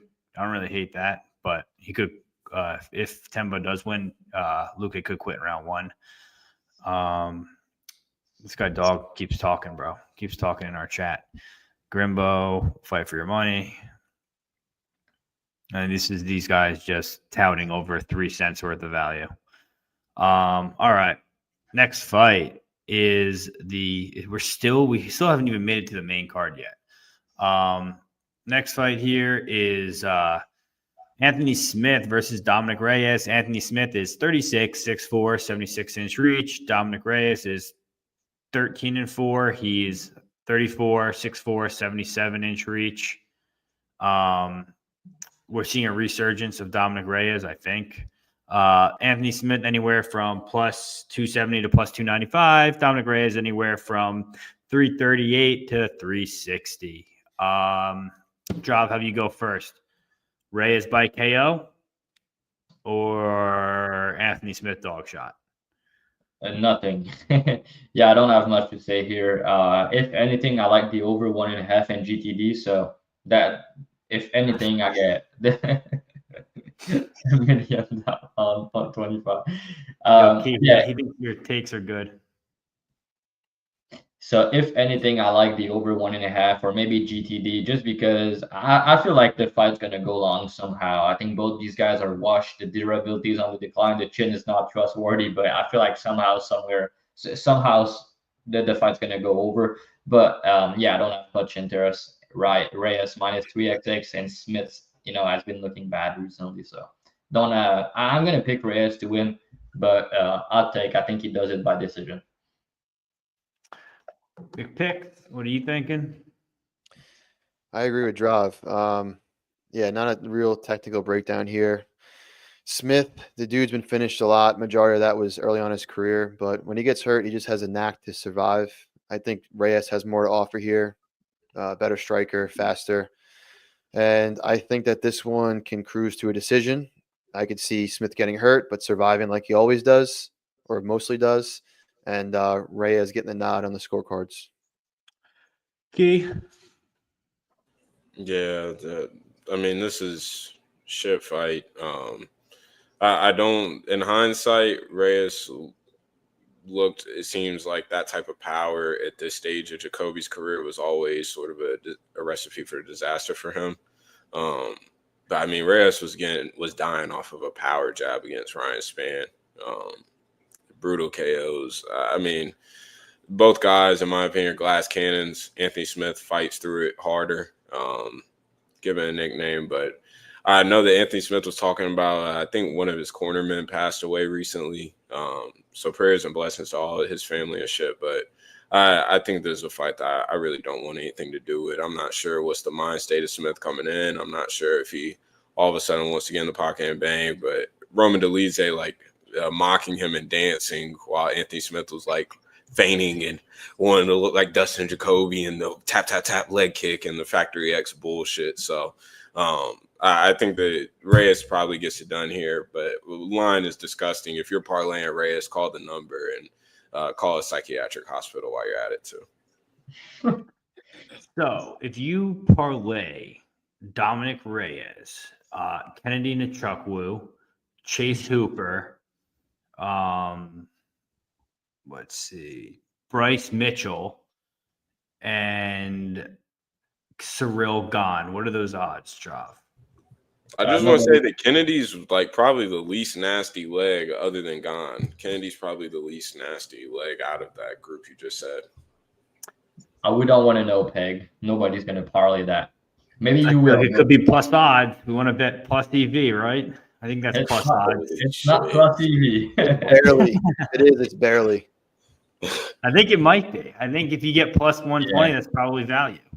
We already know you're gonna bet Hooper minus 1,000 in the BTL parlay. That's what you do. So yeah, but no, like we were saying, I think Dominic Reyes wins this. Don't really know how. I think I could see him jabbing his way to a decision. I can also see him finding a knockout somehow. But like I said, I'm not putting any money on this. I wouldn't even touch it. Not even worth it. See, look, that more value than I thought. Plus 130 on Bovada. That's what I'm talking about. Lock that in. It's going to hit. Do it for all the units. And we're going to boost it. We're going to boost it on DraftKings later. It's going to be plus 170, and we're going to cash it. Next fight, Nate the Train Landwehr versus Duho Choi. Landwehr, 18-5, 36, 5'9" with a 72-inch reach. Duho Choi, the Korean Superboy, 33, 5'10", 70-inch reach. Odds on these two gentlemen, you can get Duho anywhere from plus 108 to plus 117. Money's coming in on him. 9. Oh, Huh? My fault. Boy's not muted, fucking me up. Now we got Landwehr minus 134 to minus 140. Can't remember who went first.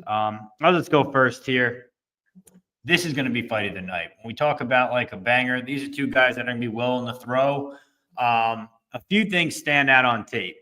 I think it's the left hook of Duho Choi and how badly Nate Landwehr eats left hooks, right? I think it was Jamal Emmers, the first left hook he threw in that fight, just caught him on the chin and knocked him down right away. That's the thing about Nate Landwehr, right? He's kind of like Moicano in the sense that he's one of those guys that if you knock him down and you don't finish him, he's probably going to win the fight. That's what you're banking on. If you're betting Landwehr, you're betting on him to either wrestle, put on an insane volume, and melt Duho late. But something about the precise striking of Duho Choi kind of made me nervous. I went into tapes wanting to bet Duho Choi. Watched Nate Landwehr's tape and was like, how am I going to bet against this guy? He's a dog. He's got good cardio. He's got good wrestling. He's fought good competition. He's got good hands. He's got a decent chin. He's been getting knocked down as of lately. His chin's been kind of sus. And Duho has been looking better as of lately. It's kind of surprising. He's 33. He just took like a little break in his career to go serve in the Army.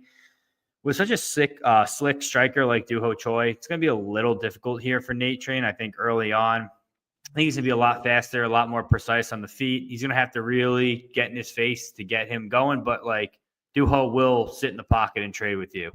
So if you want Nate Train, take him live. I think that's your best bet. Pre-tape, probably take Duho Choi plus odds. I think the over is like super chalked, right? I think the over is not chalked. It's set at 1.5. But if you the 2.5, hold on, I think I looked at the 2.5 line or what's the 1.5 line at for over? Minus 170. Yeah, so it's kind of chalked. I don't know. I think this fight does go over at a pretty high clip. But like I said, things that stand out, the left hook of Choi could give Landwehr issues. But I think it's either Landwehr late or Duho Choi early or a decision. Like I could definitely see this being a banger to a decision. It's just too hard to pick. I'm personally going to stay off unless I see something that I like while the fight's live. Then I'll jump on Landwehr. But that's kind of where I stand. What are you thinking, Dravhy? Yeah, I think it's going to be a banger, like you said. I think somebody's going to die. Rather it is Nate dying early or Choi dying late. I'm not so sure. But I tend to think that Nate might die early just because, he's getting hurt on all these fights and find a way to win. So respect to him. He's a dog. We love him for that. But at the same time, he's 36 years old now, and he took a shit ton of damage in his career. At 145 pounds, it's not going to work all the time. And now he's facing a guy who's, hit like a truck, was very precise. And like you said, he has a nasty left hook, and that's something he get caught with, Nate, a lot of times. So I think Choi is live to put him out early. And if he doesn't knock him out early, I'm pretty sure he's going to drop him. So then maybe Nate, come back and win like he does. But maybe the chin and the age and the mileage on him, he's done this all of his career. He's using his durability as a weapon. So props to him. But the 2 times he's been caught in the UFC, he got knocked out with a knee, but it was in round 1. So I think Choi, he's a guy that has a lot of KO on his resume. A lot of them are early in his career, not early, but early in the fight. So I think we see a fight where Choi is going to hurt him early, maybe put him out, or if he doesn't, I think Nate has better cardio, more volume, and can break Choi in round 2 or 3. That's the way I see it. I don't see a lot of grappling happening, to be honest. Choi has been working a lot on his grappling, using a lot of guillotine in his last fight. Maybe he tried to grapple here, but I don't think he's going to have much success, and I don't think that's going to help his cardio. And I don't really think Nate's going to try to grapple. So with that being said, I feel like if he go the distance, we're going to see like 4 knockdown and a war. So I like violence. I like some props also. I keep it for my guys, but I think somebody's going to get served here. Big picks. What are you thinking? I love me some Nate the Train. For those of you watching, if you guys haven't seen Landwehr versus Onama, go back and watch that. That shit was amazing. That's where I became a fan of him. Amazing. But I am picking Doo-Ho Choi here. So we're going 3 for 3 on Choi. He's younger, a bit more dangerous in my opinion. Both guys like to put on a show. I really just can't see this fight being boring. But Landwehr at 36 years old just seemingly gets hurt every fight he's in. Choi durability, not the best either. So I would say safest placed here is probably just a violence play. And like Drav said, if it does go to a decision, it's going to look like a bad beat. But yeah, I'm not gonna repeat what you guys said. I agree. Choi, I think he clips him at some point and finishes him. Whether it's going to be knockout or submission, not sure, but probably knockout actually. But I do think he finishes. So Choi. Key, what are you thinking? Yeah, I went into tape wanting to get to Choi. I think the Landwehr is just, perpetual emotion. He's constantly making you fight in some form or fashion, whether it's in the clinch, whether it's at range, high guard, he's walking you down. Choi, I think he sits down in the pocket with combos. On the outside, is just consistently just one shot, reset, one shot, reset. I think that Choi's grappling is something that he showed his ass or truly against Algio. Some really, really cool and fun grappling sequences in that fight. And Choi is a dog, but I think that Landwehr is just going to consistently just stay in his face.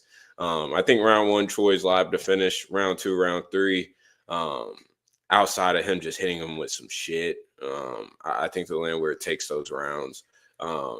I can see value on Choi because I do think the Landwehr's path is similar to one of like Brian's battles, who we talked about earlier, where they're going to have to battle back in round 2, round 3. So I like violence bets. Choi, I can't get around to Landwehr, although I'm picking him to win. I can't get around to that price. I think that price is a little nasty. So there's a pass for me as of right now. On an island there. I like it, Key. I like it. All right.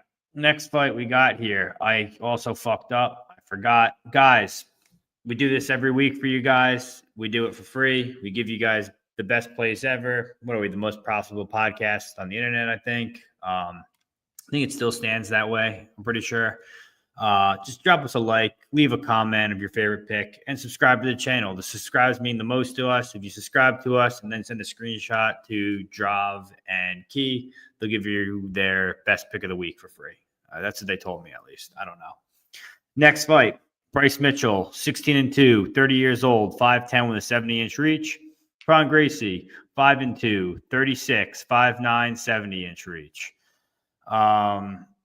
What a disgusting fight. Odds in these two gentlemen, Bryce Mitchell anywhere from -750 to -1,000. Gracie anywhere from +525 to +650. I'll go first here. I think it's pretty straightforward. This is a clear UFC setting up Bryce Mitchell bounce back spot to come back and win, get Gracie out of the UFC. He doesn't belong here. Everyone's leaning on this decision, and I'm going to say Bryce gets it done inside the distance. The reason I say that isn't because his jiu-jitsu better, isn't because his striking's better. It has nothing to do with that. I saw yesterday that Gracie in an interview said he was happy that he's early on the main card because the sooner the fight starts, the sooner he'll be able to go home. All that tells me is he's going to quit. I have to think with the family name and like the brand that they have, he's not going to just quit, get subbed and go home. Maybe he's going to get ground and pound finished or something like that. I want to say Bryce finishes this guy.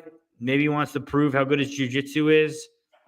That could get a little crazy. I'd rather him not do that just because you're dealing with a guy with probably one of the best guillotines in the world. If you ever watched it, especially when Bryce is shooting those takedowns with his neck open. But I don't know. I'm a Bryce Mitchell guy. I'm going to say Bryce Mitchell inside the distance. I think it's plus 200, right? So I think his decision's minus 200. So, yeah, I'm going to be the odd pick and just say Bryce Mitchell inside the distance. What are you thinking, Key? Yeah, I think this ends up – I really can't tell you how this fight plays out. I know Crone's talked about, like, moving on with his life after this fight and just sort of wanting it to be over. You don't really know how to take his headspace. He's like the most uninspiring fighter of all time. It's like worse than even Ortega, honestly. Mitchell, I mean, there's not enough words in the dictionary to describe him, but I think that I find it hard to believe that he's not going to grapple in some form here. And I do think that Crone is just a superior grappler. I mean, the accolades, the tape shows it. Like, I think that he's just a superior grappler. Now, Mitchell's going to look like the better wrestler, and could he potentially sit on top? Yeah, but is that justifying minus 950 or some shit? Absolutely not. So I could see Mitchell just sort of awkward kicks and random spamming kicks and throwing outside punches for 15 minutes, but this is a nasty fight. A decision makes sense to me, but at the same time, I don't know if Crone even really wants to be here. Like this, the Crone and everybody coming out of the Diaz camp in general and who's associated with the Diaz brothers, like just weird vibes. Like, I'm not sure. What'd you say? They're all yeah.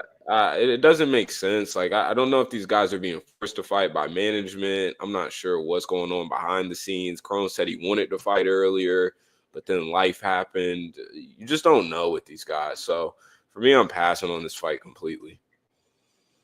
What are you thinking, McPicks? Yeah, not a lot of tactical analysis here. If Bryce is smart, he'll just fight the same way that Charles Jourdain fought Gracie. Just stay on the outside. Bryce's striking's pretty good, but I don't think he's the smartest dude in the world. Someone just posted on Twitter, Bryce Mitchell on seatbelts. He said, that was a I funny just don't believe video. in him. Like, are you kidding me? The earth is flat. I mean, the dude is out there. I like Bryce a lot, but I think he should just stay on the outside, because if he goes to the mat with a Gracie, I mean, you're playing with fire. It's kind of weird that I feel like the underdog has a little more finishing upside here with a submission, because you think, like, how is Bryce going to finish Gracie? He's not. I don't think he's going to knock him out on his feet. So it must be. I don't think he's going to submit him, right? So, like you said, Peg, it must be a ground and pound stoppage or an attritional thing. I don't know. He's tough as nails, though, man. Gracie can walk forward and absorb some damage. So personally, I think it's going to be Bryce by decision, but that is like a minus dumb number. 200. Yeah, you're better off playing the over. It's over 2.5 is minus 245. So, yeah, I think Bryce wins it, but weird fight to have on the main card too. Yeah, I think Bryce by Twister. What are you thinking, Dravhy? Yeah, I mean, if you want to sprinkle Gracie's submission, I get it, but outside of that, I don't really see how you win. I think Bryce has big decision equity. Obviously, the lines reflect that. I think he's the better striker. Level of competition is not close. The fight doesn't make sense. He's the younger guy. I think he's gonna, BJJ and MMA game and wrestling and everything. It's kind of different. I think Bryce has the wrestling to decide where the fight take place. And if you try to grapple, he might have success, but I mean, he should just use his wrestling to keep the fight standing where he's better. I think his striking is a bit underrated sometimes. Let's not forget that he put down Edson Barboza and he beat his ass not that long time ago, and he still had some moments against Topuria on the feet also. People just don't want to remember that, but that's true. So yeah, I think his striking's underrated a bit, and I think Gracie's just a punching bag. So we're gonna see Bryce Mayweather Mitchell on Saturday night. I think he wins the decision, piece him up. All right. Yeah, that was more, but let's do comments real quick. I forgot to do them last fight. Yeah, Bryce did drop Edson. Also, people don't want to talk about it. I'll happily talk about it. No one wants to give fucking Bryce credit about his striking against Topuria. Everyone was saying he's the best boxer in the world, yo. Don't forget my boy. He was out there slanging and banging with the best of them. He didn't look, not like he didn't look horrible, but listen, he stood there and struck with him, and people aren't giving him credit for that. Didn't look that He bad. dropped Barboza too at one point. Yeah, I mean, listen, he's not that bad of a Not striker. better. He's just a sick grappler. Yeah, I think so too. Decision here too. I mean, that would be crazy. Drav, you're the GOAT. Everyone knows that. What is this guy said he took the under of plus 188? Is he talking about the under on this fight? Yeah. Yep. Yeah, it makes sense. It's plus 195 now if you like it. What did I said? I said Bryce Mitchell ITD or KO, whatever those two are. Maybe, I don't know. I think it's just this fight's tough to bet on, honestly. Next fight isn't that tough. Cyril Gane versus Alexander Volkov. Cyril Gane is 12-2, 34, 6'4", 81-inch reach. Volkov is 38-10, 36, 6'7", 80-inch reach. Line of these two gentlemen, Gane is anywhere from minus 350 to minus 375. Volkov's anywhere from plus 295 to plus 285. Cyril Gane by decision, minus 145. Probably one of the easiest bets of the night. Reason I say that, I don't see a finish coming here. Volkov has been looking better lately. I think Volkov's game plan here, he watched John Jones fight, and he's like, yo, I'm going to wrestle. I'm going to grapple. If you go look at Gane's Instagram and some of his other videos, he trained a lot of grappling after that John Jones loss, so he's only improving. Drav, for some reason, loves looking at photos of Gane shirtless and sends them into our group chat like every day. He looks to be in sick shape, so we know he's prepared to put on a show. He knows he's pretty much one win outside of a potential title shot. So I think he does it, but I don't see him finishing Volkov here. He's definitely not going to finish by sub. Volkov's not really going to get KO'd by Gane. Gane doesn't really leave himself out there like that. I'm sorry, Volkov doesn't leave himself out there like that to get finished. So I think he has a chance if Volkov really can get the wrestling going and surprise him. But I think it's just going to be a close decision. So I think you got to play minus 145 on the decision, and that's the bet for me. Drav, are you going to defend your fellow Frenchman? Of course. Yeah, I know there's some hate on Gane after the John Jones fight and everything, but let's not forget. I mean, the guy's one of the best fighters in the division, if not the best. Him versus Aspinall will be magic. I can't wait to see that happening. Probably gonna see it next year. I mean, serial movement, striking, speed, athleticism for the division, and his takedown defense. I mean, people are gonna shit on him, but his takedown defense for most of the heavyweights is pretty good. And I know I heard some takes that Volkov's gonna grapple here. I think that's bullshit. Even if he tried to, he didn't even try one takedown last time out. Cyril was the one shooting, by the way. But if Volkov tried to grapple here, I don't think he's gonna have success whatsoever. So that's gonna be a striking match. And I don't think Volkov can hurt Gane. I think if anyone hurt the other, it's gonna be Gane hurting Volkov. I think Gane's too fast for him. I think he's too clean for him. I think he has, the jab's going to be landing again like the last fight. I think his footwork is better, his defense is better, and Volkov didn't have an answer last time out. Nothing really changed since that fight for me. I think that Gane's still the better fighter. I think that he's the better striker in a mostly striking match. I think he's faster. I think he's more precise. And I think he's the more likely of the two to finish the fight. I don't think he will. I think he wins a decision. Another one. Last time out, it was, he win 50-45 twice and 49-46 on one scorecard, I think, or was it 50-45 on all of them? I'm not sure. But you won almost all the rounds last time out, if not all of them. Maybe he dropped one this time. Maybe Volkov win a round. I think that's the best case for him, but I don't think he will win the fight. I don't see that happening. Yeah, I think I just don't see it. I think I said a lot of these dogs are live on this card, but I also think there's some value loser. So it's hard to pick the right ones.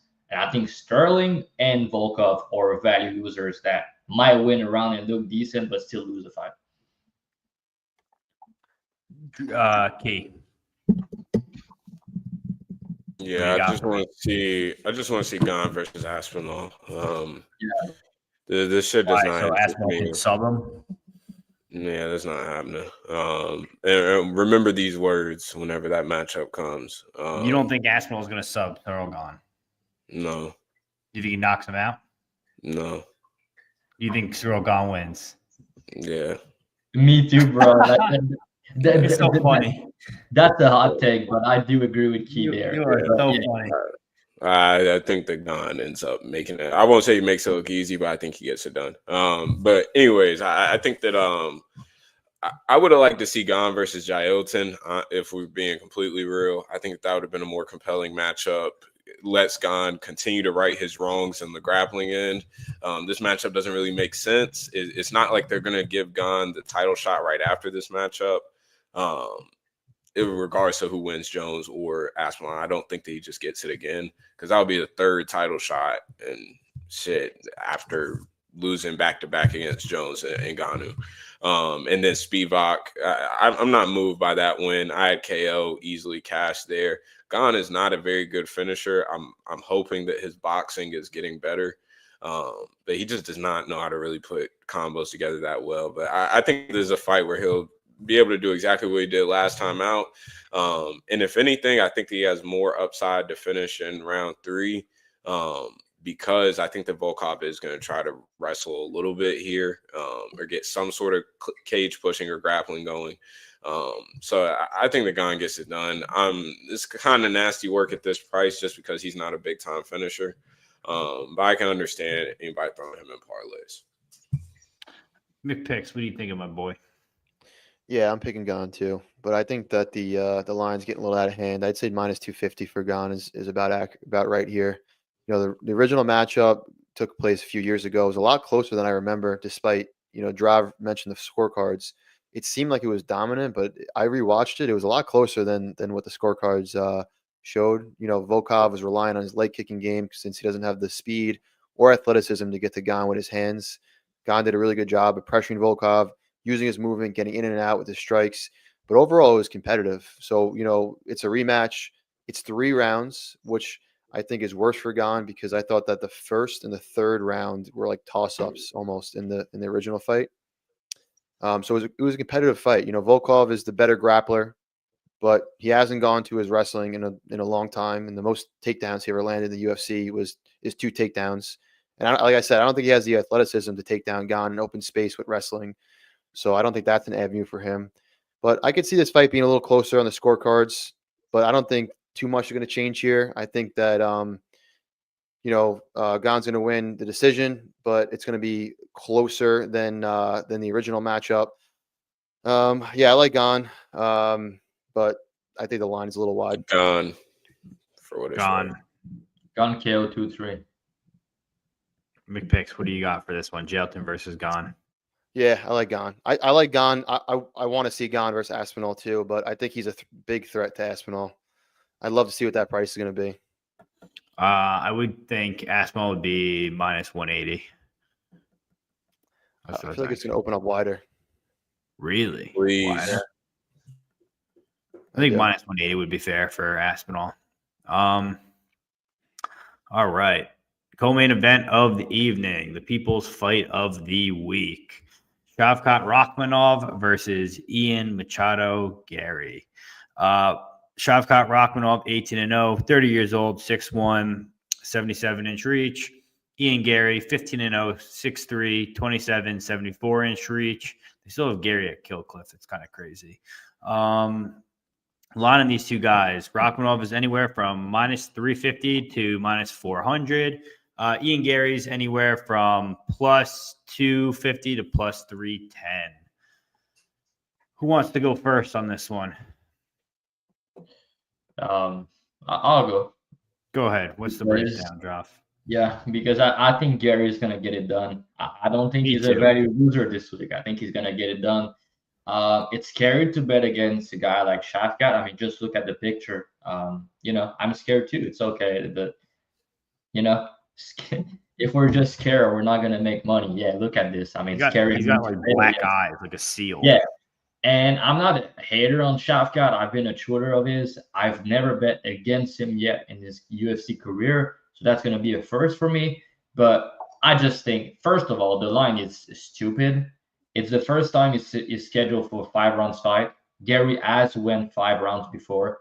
A fight where a lot of grapplings was involved, and he did great. Cardio looked good. And he went 15 minutes multiple times at the UFC level. Shafkat, insane finisher, you know, respect to him for that. But I have some question mark about his cardio later in a fight, round 4 and 5. Not to say I have concerns about him gassing out, but I still have question mark that I don't want to have at minus 350. And, you know, Shafkat hit harder than Garry, and he does pressure, and he has a nasty clinch game. But I think Garry is a better striker, and that's going to be my hot take of the week, I think, because I don't think most people would agree with that. I think Garry is cleaner. I think he's faster. I think he has better footwork, better movement. And I think his jab's going to be landing all night. I mean, Shafkat is very hittable, and he doesn't really care because he does have a good chin. But he's been rocked before in the Neil fight, and he's been put down in regional before. You've probably seen the clip on Twitter. It's been almost put out cold. So Garry has been put down himself too, which is good because we know how they're going to perform after getting hurt. So that's nice to see. And both these guys have heart. My bad. We know that. But I trust Garry cardio a bit more. I like his striking a bit more. I think he's faster, more technical, like I said. And in the big cage, I think he's going to have a lot of room to operate. I think Shafkat pressure might cause issues, and especially in close range and the clinch, I think he's live to hurt Garry. But I also don't believe that he's going to be able to take him down.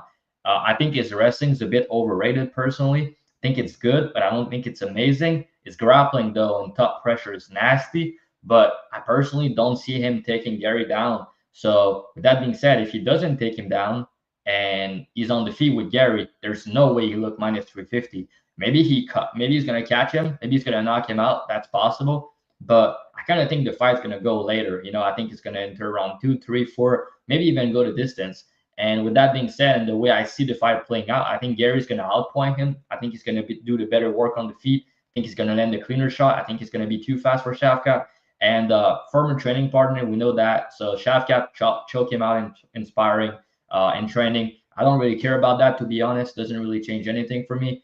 And, you know, with the clip I've seen with them sparring, I think Garry was, you know, it's only like a 15-second clip, but I think he was having the better of the two in the striking. And he knows what to accept with Shafkat, which nobody does when they fight him. So, yeah, to see a fighter like Garry, so that's the battle of the undefeated this week for this fight. Two big prospects going against each other. Both guys super good. I know Garry has been under, you know, some of these fights. He doesn't look that good. But look at these guys' resume. They have almost like the same resume, you know. And the UFC, I mean, like, I get Shafkat finish these guys. He does it in impressive fashion. But I mean, Garry, I think he looked good against Jeff Neal.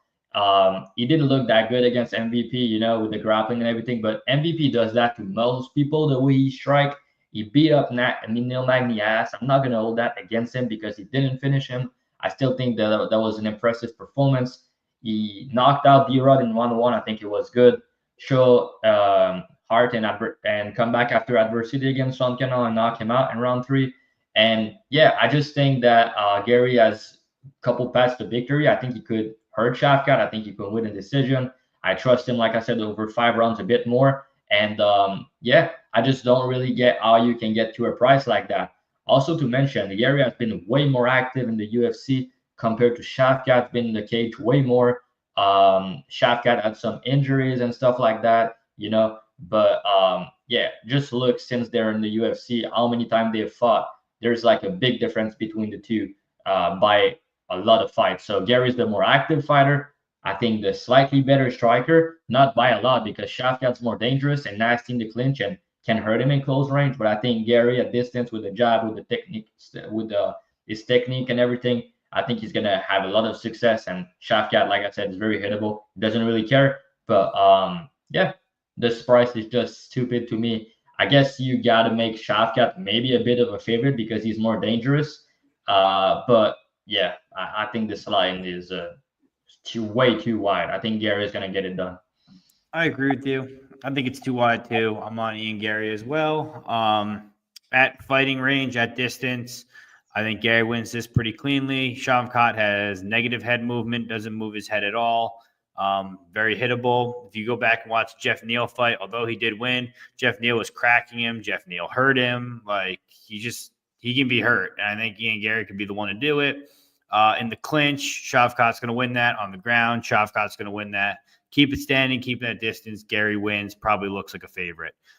Anywhere else, we may be in for some shit with Shavkat. So that's how I'll take it, but I'll take a shot for a unit at plus. I think I got plus 250, so plus 300 is even crazier. We can play that for a unit as well. I'll take a dog shot on Ian Garry. What are you thinking, Key? Yeah, I think Shavkat eats him. I know that may sound kind of square, but I think in the clinch, this isn't a fight. This is like Not even murder. close. I think the Shavkat up against the cage in the clinch does absolutely whatever he wants to him. Names aside, it's a cuck vegan against a prehistoric hunter-gatherer. Like, this is a war that will last years in our minds. I think the Shavkat's going to cook him. I don't expect the Shavkat's going to get takedowns at will. I know that that's some people's angle. I don't think that his offensive wrestling is that elite or anything. I think that he has elite submission skills. And I do think that he's live to sub him. But I don't think that this is a situation where Shavkat's going to instantly get like 15 minutes of top time or some crazy shit like that. In boxing range, I don't think that Ian's hands are that legit. I'll be completely honest. I think the distance, which is where he has to keep this fight, he has to keep this fight at distance, because I do think that his kicks, the reads that he makes are pretty elite. But I think the Shavkat's durable. He's a dog. He finds ways to win. I played him on Prize Picks, and Dubclub members got some good numbers on him.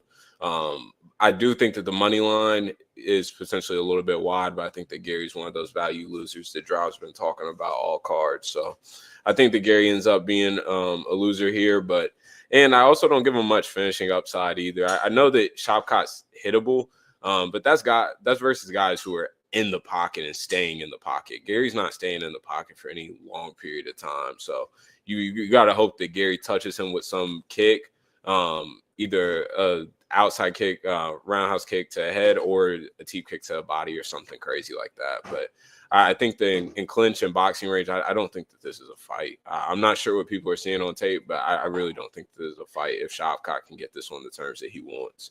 And I don't put stock into the sparring and all that shit. I really don't care about that. This is just tape for tape. I think that Shavkat's physicality is just different. Yeah, I also think the later it goes, the more it favors Ian Garry personally. I'll add that to that. I forgot to add that to my breakdown. Key, you also forgot to remind me. I forgot to introduce him. It's Cuck versus Caveman. We talked about that earlier in the week. Forgot to remind me. McPicks, what are you thinking here? Yeah, I'm not going to add too much. I think that Shavkat's the rightful favorite. You know, he's a beast, 100% finish rate, more durable, more power. But Ian Garry is just a pain in the ass. I mean, he must frustrate a lot of his opponents. He's always distance management is really, really good. He's moving around a lot. He lands a lot of volume, has good cardio. The way I played it was I played the decision only prop for Ian Garry. I feel like that covers a Shavkat finish. And I do think that Shavkat is durable as shit, and Ian Garry doesn't really sit down in his punches, even though he finished some dudes, but he's not really putting himself at risk and throwing too hard. So yeah, I just think that if Ian Garry wins this, it's by decision. And I'm not saying Shavkat can't win a decision. He could, but I think that it's Gary's most likely path to victory. So I saved myself the finish upside of Rakhmanov and picked the prop on Garry, decision only. All right. What did you get on that line? Plus 210. Wow. Okay. Bet it's I think it's plus. I got betted on BetMGM, or you can get like plus 200 or 205 on Bet Rivers. Actually, it's pretty good, man. It's a Yeah. good one way to look at it. I saw Gilbert Burns also said if someone wins by sub, it's Shavkat. Someone wins by KO, it's Garry. But that's again a guy who Yeah, trained. man. I don't think.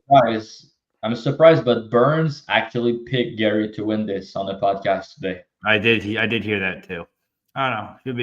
It's gonna be a good fight, I think, for sure. Yeah, I So- just think that there's more chances that we look at it after the fight's over and be like, wow, Shavkat was minus 350. Like the fight should have been a pick 'em. I think that's more likely than like, oh wow, Shavkat minus 350 was value. That's the way I see it, especially over 5 rounds. But Yeah, we'll and see. I also think, since we're doing this whole breakdowns again, I just think like two sparring partners going at it. Round one is always slow. They got to get the nerves out. They got to get the feel for each other again. Like it's going to be a slower fight. So I don't mind overs either, honestly. Yeah, But, I agree. I think it gets extended. Yep, I think so too. I don't even know I didn't even look at the over number for this. Is it set at 2.5 or 3.5? It's 2.5 minus 165. I'm pretty sure FanDuel opened the 1.5 at minus 130. I didn't get a piece of it, but I don't know if any of you guys Damn, did. that is a crazy line. Yeah. Yeah, they also opened another crazy line that I got, and that's on the next fight. Next fight is our main event. It's Andre Pantoja versus Kai Asakura. Pantoja is 28-5, 34-5-5 with a 68-inch reach. Kai Asakura is 21-4. He's 31-5-8. Reach is not given. Odds in these two gentlemen. Pantoja is anywhere from minus 240 to minus 275. Kai Asakura is anywhere from plus 200 to plus 220. I'll go first just to make this quick. FanDuel gave out early on. Fight doesn't go the distance, minus 190. Played that for 2 units. I think someone dies here. I think Pantoja, if he gets him to the ground, could probably sub him pretty easily. This is going to be the best grappler he's ever fought. Pantoja is one of the best grapplers they have. He gets this guy's back. It's probably going to be over. I think the sub comes early or Kai Asakura knocks him out late.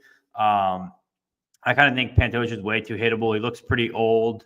I mean, the striking of this guy Kai is nuts. Yeah, I mean, he's a star, I guess you got to say. Like he's got crazy knees, crazy kicks, strong hands. He looks massive at 125 when he normally fights at bantamweight.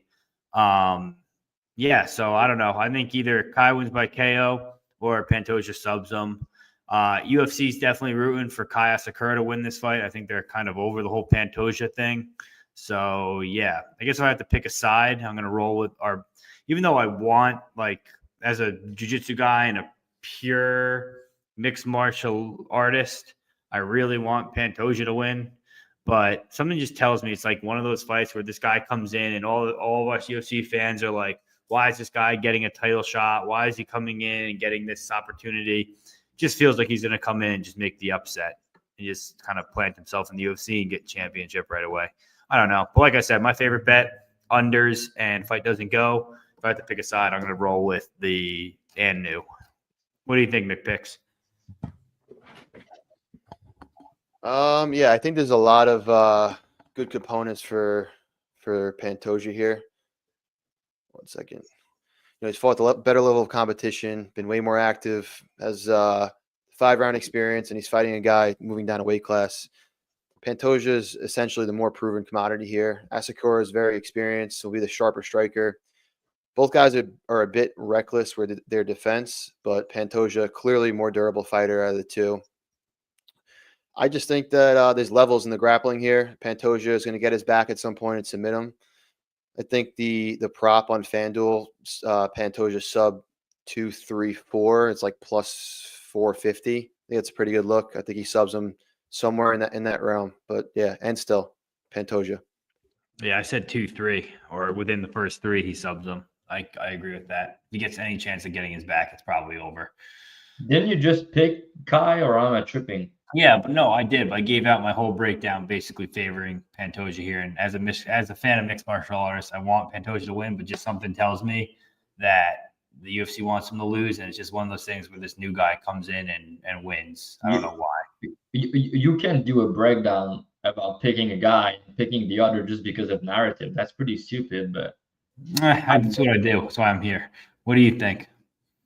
I don't know, man. To be honest, it's a fight where I'm very looking forward to see it. Like, I think it's a good booking, actually. I like it. I like your angle about the don't go the distance. It's probably gonna cash.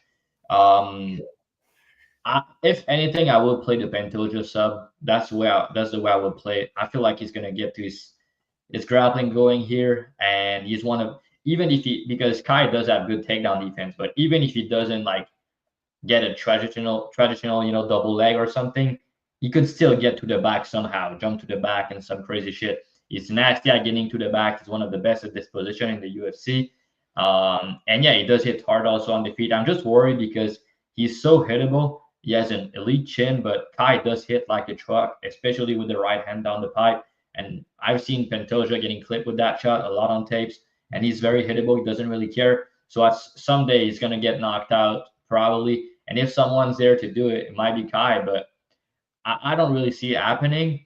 And there's a lot of things going against Kai coming in, like the level of competition, everything, like McPicks mentioned, but also like the cage difference. It's not, I think in Ryzen, it's not the same. It's a ring, not a cage. Yeah, right. So it's a ring, it's not a cage. So to defend takedowns, it's different. And yeah, I mean, just making your debut and winning the belt, it will be crazy. And also fighting at flyweight, he's not used to it over 5 rounds. So I think Pantoja at some point is going to get a submission, but I don't have the strongest read on it personally. I think he's going to win.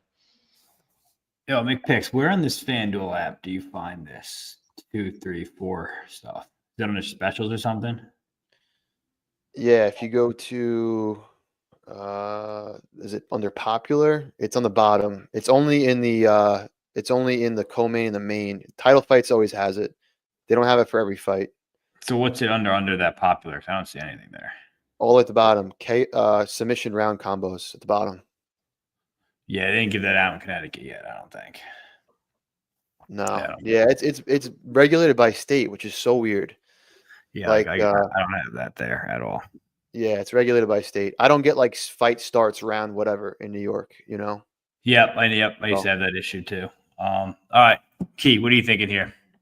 Yeah, I think Pantoja gets it done here. I think that, like McPick said, there's just levels on the ground. Asakura is dealing with the Asian wrestling scene and was getting taken down over there in the ring. I think there's just too many battles to fight here. I mean, but not only debut, but first time back at flyweight, first time 5 rounds at flyweight. Like, all of these things are against him. First time cage wrestling inside of an octagon. Like, there's just so many different variables, in my opinion, that are just against him here. But talk about instant star power. Like, if he starts his Pantoja, I mean, we're looking at, like, the UFC is going to run this guy around the world like he's fucking Jesus. Like, this is going to be insane. But I do have money on Pantoja to get this done here. Dubclub members got some good numbers earlier this week on apps. I think that Pantoja finds a finish here. I think he's a dog on the bone. He's going to keep wrestling. Even whenever you think that he's tired or gassing, he fights through so always hard. Does. I mean, he's undeniable, man. He's earned all of this. A true MMA fighter. I mean, he's exactly what it means to be in this sport. So I'm rooting for Pantoja. But I gotta admit that Asakura, for whatever reason, has some aura and star power this week. Dude, I don't know what's going on with him. And it does feel like he could find the KO early, and it feels like we could potentially be watching a star grow in front of our eyes. So, dude, Pantoja's the pick, but I would not be surprised if Asakura catches him with a pullback right hand. Did you see that photo of him watching Pantoja doing the interview, and he's just smiling? We always say it at my gym. We're always like, yo, if you're across the mat from a guy who's just smiling the whole time, it's just no good. It's never going to end well, bro. It just never He does have some nasty knees too. But yeah, true. You know what, though? Going down like a narrative route, Dana always prides himself on having the best fighters in the world. I don't think they want to bring over someone from another organization, a champ from another organization, to the UFC and have set him up to win. So I do think the Pantoja fade is coming. I just don't think it's here. And that's also a very good point on the knees. I was watching through all of the tape. I think he has some of the best like step-in knees in the whole sport period right now. But in terms of KO angles, we talk about Pantoja's chin. Anybody can eat a shot to the chin, but you can't deny whenever that shit hits your body. I mean, your shit shuts down. So that's another angle for all Asakura bettors that are feeling good about themselves. What do you guys think about? Doesn't he have like 2.8 million subs on YouTube? Yeah, he's a star in Asia. Yeah, he's a big star. Yeah, for sure. What do you guys think about Pantoja's sub decision? It's minus 130. I don't hate that, but you know, Asakura has been cracked. Yeah, he did. So. Yeah, and Pantoja swings hard. And the weight cut. Yeah. He looks good. That's the thing. Everyone keeps talking about this weight cut. He used to fight at 125 when he was younger, and he looked like he did a pretty damn good job cutting that weight. Because I saw in like the embeddeds, he was doing like I'm already on weight, so I get to have a cheat meal at the restaurant or whatever. And they went out to like his favorite sushi spot in Vegas or something. Yeah, I don't think that he's gonna like look like a skeleton on the scales or anything. I do think that he makes the weight, but that guy's fucking huge for the weight class. Like, there's no way that weight cut is not hard. Like, it has to be hard to some extent. Yeah, I don't know. It's gonna be crazy, but all right, that's the show. We're at just about 2 hours. Let's do the BTL podcast or broadcast. BTL Parlay and get out of here. I'm fried already. What are we thinking? Who wants to start us off? Chase Hooper minus 1,200. No, that's peg leg. That's a hot. Yeah, you're right. I stole his leg. My fault. I'm gonna take Dom Reyes inside the distance. I'm gonna take Pantoja actually because the line dropped. He's minus 240 now. Okay. Oh, yeah, look at that. Yeah, it's just me moving lines live on the show. McPicks, you can go next.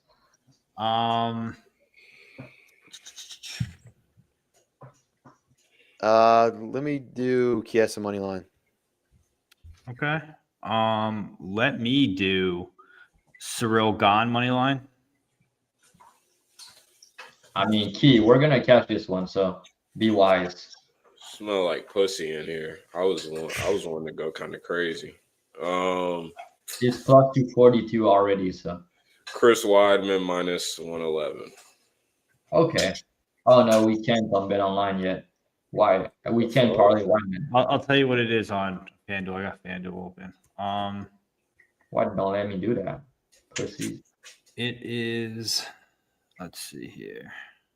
I want that minus 240 on Pantoja though. Kind of want to parlay that. Let me see. Pantoja. Yeah, I'm. Never mind. It's giving FanDuel's giving me 280. Dude, the lines are so ugly. 410 for Gane. Yeah, FanDuel's juice is disgusting. Yeah, I mean, we can just do it on Bet Online if you. It's plus. So with all those shitty lines, this parlay is plus 508. 508, but we're the shitty line. But yeah, normally we use the Bet Online. But if you want to take the FanDuel, yeah, just go with DK or Bovada, any of those. I could do DK too. All right, I'll tell you in a second. But yeah, let's see. Oh, this is always bad mic time. Someone talk about something while I do this. Key, what you got for your Dubclub going for the end of the year? Perfect drop. Yeah, I love that. We just finished up with our Cyber Monday sale. Up 80 units this year. Prize Picks, Underdogs Fantasy. Y'all know the deal. Everything. If you text me, DM me. DM's open on Twitter. DM me BTL. I'll hook you up with something special to get into Discord. A lot of good shit happening in there. I already see some spots for 2025 that I absolutely love. So it's going to be a big end to the year and a good start to the year for 2025. So I'm excited. Key, did you pick Weidman? Yeah, Weidman. Okay. I just gotta say though, McPicks, thanks for coming, bro. And if we just look at how the years has been going and everything, I see a lot of these big cappers and a lot of people that I respect that I consider sharp that are having a terrible year this year. And if we look like on the panel here, I mean, all of us except Peg. we are, up 40 to 80 units on the year in 2024. McPicks, me, Key. I think that's something to be proud of because this year has been very hard for most people. A lot of variants, a lot of big dogs that are not cashing and should. I'll always remember Carlos Leal. He's one of the dog I had a lot of money on this year, plus 2x. But yeah, so thanks for coming, bro. You were with us for a lot of these episodes this year, so always a pleasure. And yeah, I mean, we're always in, giving you guys free bets and everything. So if you want to say anything, make picks for your dub club, go ahead, bro. Floor is yours. Yeah, sure. Appreciate you guys having me on. Always a good time. Yep, I got a dub club. I've been tracking my bets now for 5 years. My 5th year on Bet MMA. All 5 years been profitable. Having a good year this year too. Up about 50 units, 10% ROI. Already, I've got a bunch of bets for this upcoming card. Next week, already got an underdog bet posted. And yeah, have a Discord to post a bunch of long shot parlays and just good fight talk in the Discord. So Nice. Yep. Yeah. I got a Telegram. That's about it. I'll say mine first because Go mine ahead. is important because I have customers. Go ahead. I just want to say I post something on Twitter today. I did my first ever 10-unit max bet for UFC Tampa, locked in with the breakdowns and everything in the Dub Club. So if you want to have that, I did a post on Twitter. It's Dravhy_. Go look at it. I link a 25% code. There's 10 U's only. There's 8 left. So if you want to, do subscribe for the month, you're gonna get the card for this week. Which honestly, I have a lot of bets, a lot of very confident takes, and you're gonna have the max bet for Tampa, and I have a parlay also for Tampa already locked in. So we're gonna finish the year strong, everybody, and come back again stronger next year. So, Peg, tell us about your Telegram. Yeah, I got a Telegram where I just give out Dravhy and Key's picks. So if you want their picks for free, join the Telegram. That's what I got for you. No, guys, thanks for joining us. We got one more big card for the show. We got one more big card. It's in Tampa. McPicks, thanks for joining us. I'll be down there in Tampa. So if you guys want to meet up or anything, just shoot me a DM or just let us know in the comments. Try and meet up with people. We got fans now, probably like 10 of them. So if anyone's going there live, I'll meet up with you guys. I'll get you guys beer. Just subscribe to the channel. Yeah, so that's it. Again, BTL Parlay, Chiesa, Weidman, Gane, and Pantoja. Around plus 430. All right, see, look at this. Champ bets, beer on me. I'll meet you there. All right, guys. Peace.